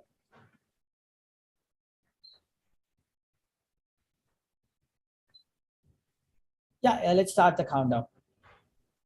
Okay. So I would like to say the clap challenge for activity 3 will start from now. All right. So you guys may join every of your breakout room for your clusters to discuss among yourself. And once you all get the answers, please ready to submit right to the Google.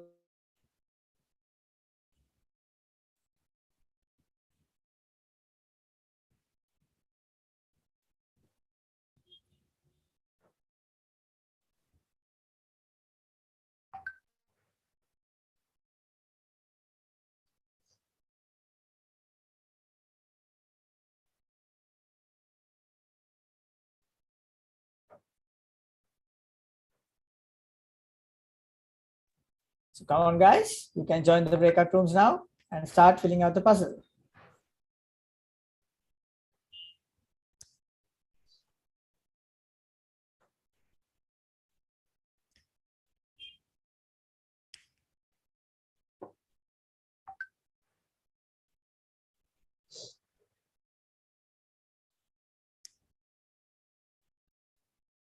I think most of the participants have asked about the access to share their screen inside the breakout rooms.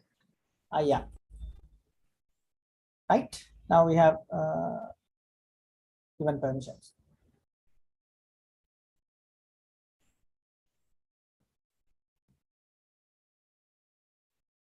Under the breakout rooms function, you can you might see your cluster breakout room and just join there.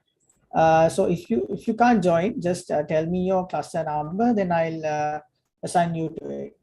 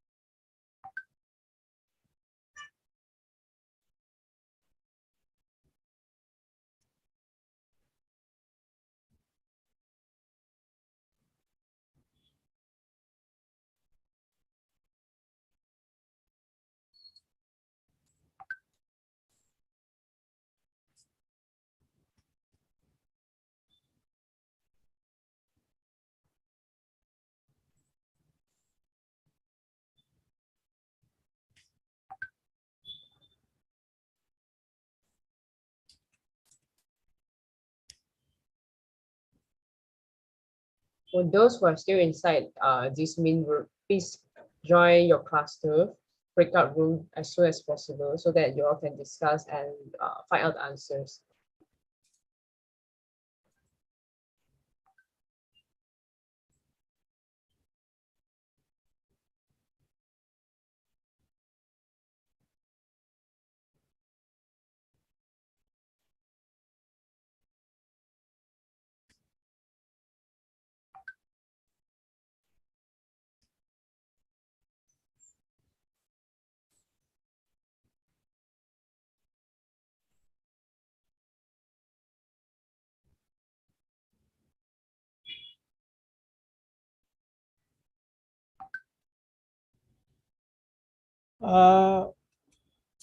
I think Harkanchia, I think you got a message saying to join a breakout room, right?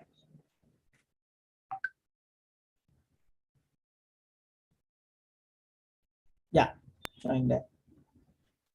Join the breakout room there.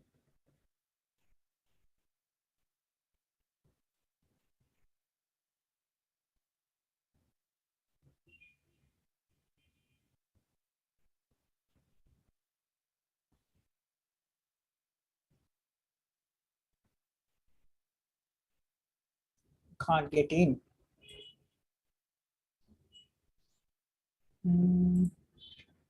I think the problem is from your side because we work on that. Has happened. Can you unmute yourself and tell us the problem? Maybe we can help you.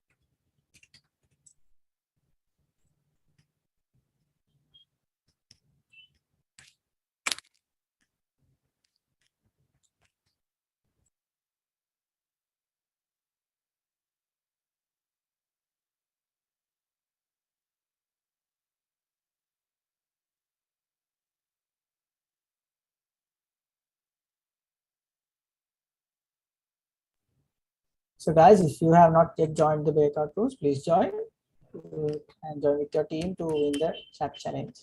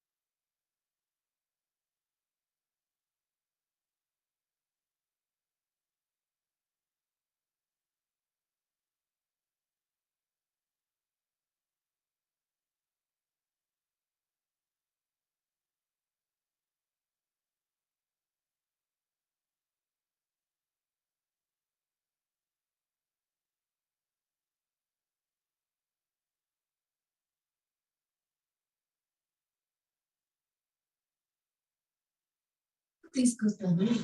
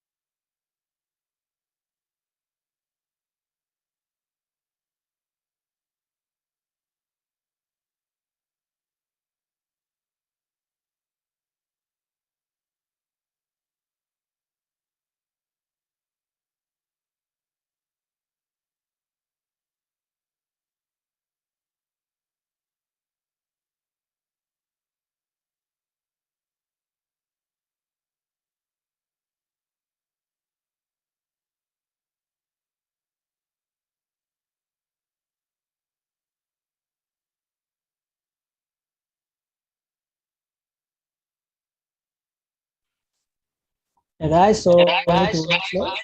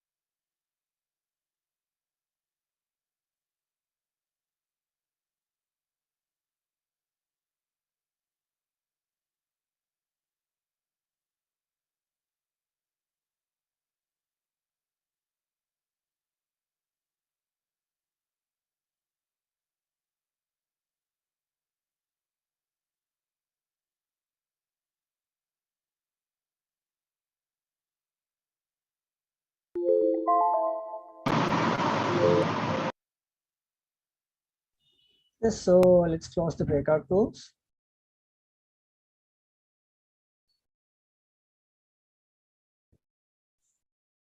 Yeah, it's initiated. In 1 minute they will be joined back. Yeah, thank you.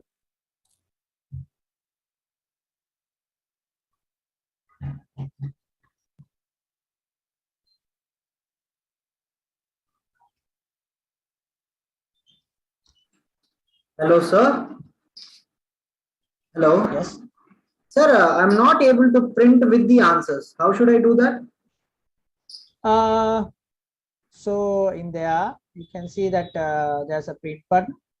Did you receive before the email? 1 second. I keep the form open, but I can't hear you. Hello. hello. Can you hear me? Yeah, tell me. Sir. Yeah, tell me. Sir. Yeah. So in there, there's a print button. I'm right hearing on your top of the voice button. twice. Hello. Hello. Can you hear me, sir? Yeah, we can hear you. I think your time is up. So yeah, how should I print, sir? Maybe let someone print it. Maybe, right? Yeah. So I think the breakout rooms has been closed. So you can put, if you couldn't upload, you can put the PDF in the WhatsApp group of your cluster. So just put it there. We'll check on the time that you have put it and maybe try to give you marks. So thank you very much, guys, for joining and having this great time. And I hope you enjoyed and had a good network, built up your network with your friends as well. So thank you again. So the winners will be announced later tomorrow. So of course, join tomorrow and see what you have done. We'll be having a showcase. So thank you very much again. So over to you, the MCs. Timid, maybe they can take a screenshot here if they cannot generate the PDF. Yeah. Yes, so you can take a screenshot and maybe upload it to the Google form. I'll keep it open for like 5 minutes. Yes, just upload a screenshot. Yeah, thank you very much. So over to you, MCs. Thank you so much, Timid and the dear delegates, for your wonderful and active participation. All good things must come to an end, but this isn't always necessary, right? So after spending more than 3 hours of extensive knowledge sharing sessions and panel discussions, I hope we all noted a number of things to work on ourselves and implement in order to develop our professional career. The day one of CLAP 2022 composed the industry day, and now we have reached towards the very end of our first day. We have more goodness and fun prepared for our lovely delegates scheduled for tomorrow. So let's have once on stage our secretary team member Hamimul Haq Rahat to share his vote of thanks and conclude day one. Rahat, over to you. Thank you, Maisha, for the wonderful intro. A very good evening to our distinguished speakers and guests, our esteemed delegates, and the whole organizing committee of CLAP 2022. On behalf of the organizing committee, I want to thank each and every one of this program participating right now for making this day a success. I would like to extend my heartfelt gratitude to our distinguished guests and session speakers, as well as the panel discussion speakers and the moderator who contributed and supported us throughout the program of CLAP this year. A virtual round of applause and thanks to all the participants and delegates who made the day one of CLAP an interactive and a fruitful one. Sincere thanks to all the members of the organizing committee of CLAP 2022, the people who worked tirelessly and effortlessly to make this event happen successfully, working tirelessly throughout the entire process. A sincere thank you to all of you for your efforts and valuable time. Once again, I'd like to thank you all present here for making the time to be here with us today and helping us to make this event a grand success. Thank you one and all. See you all in the day 2 program of CLAP 2022, which is our Academia Day, happening tomorrow from 18:30 SGT onwards. Have a very good night. Take care.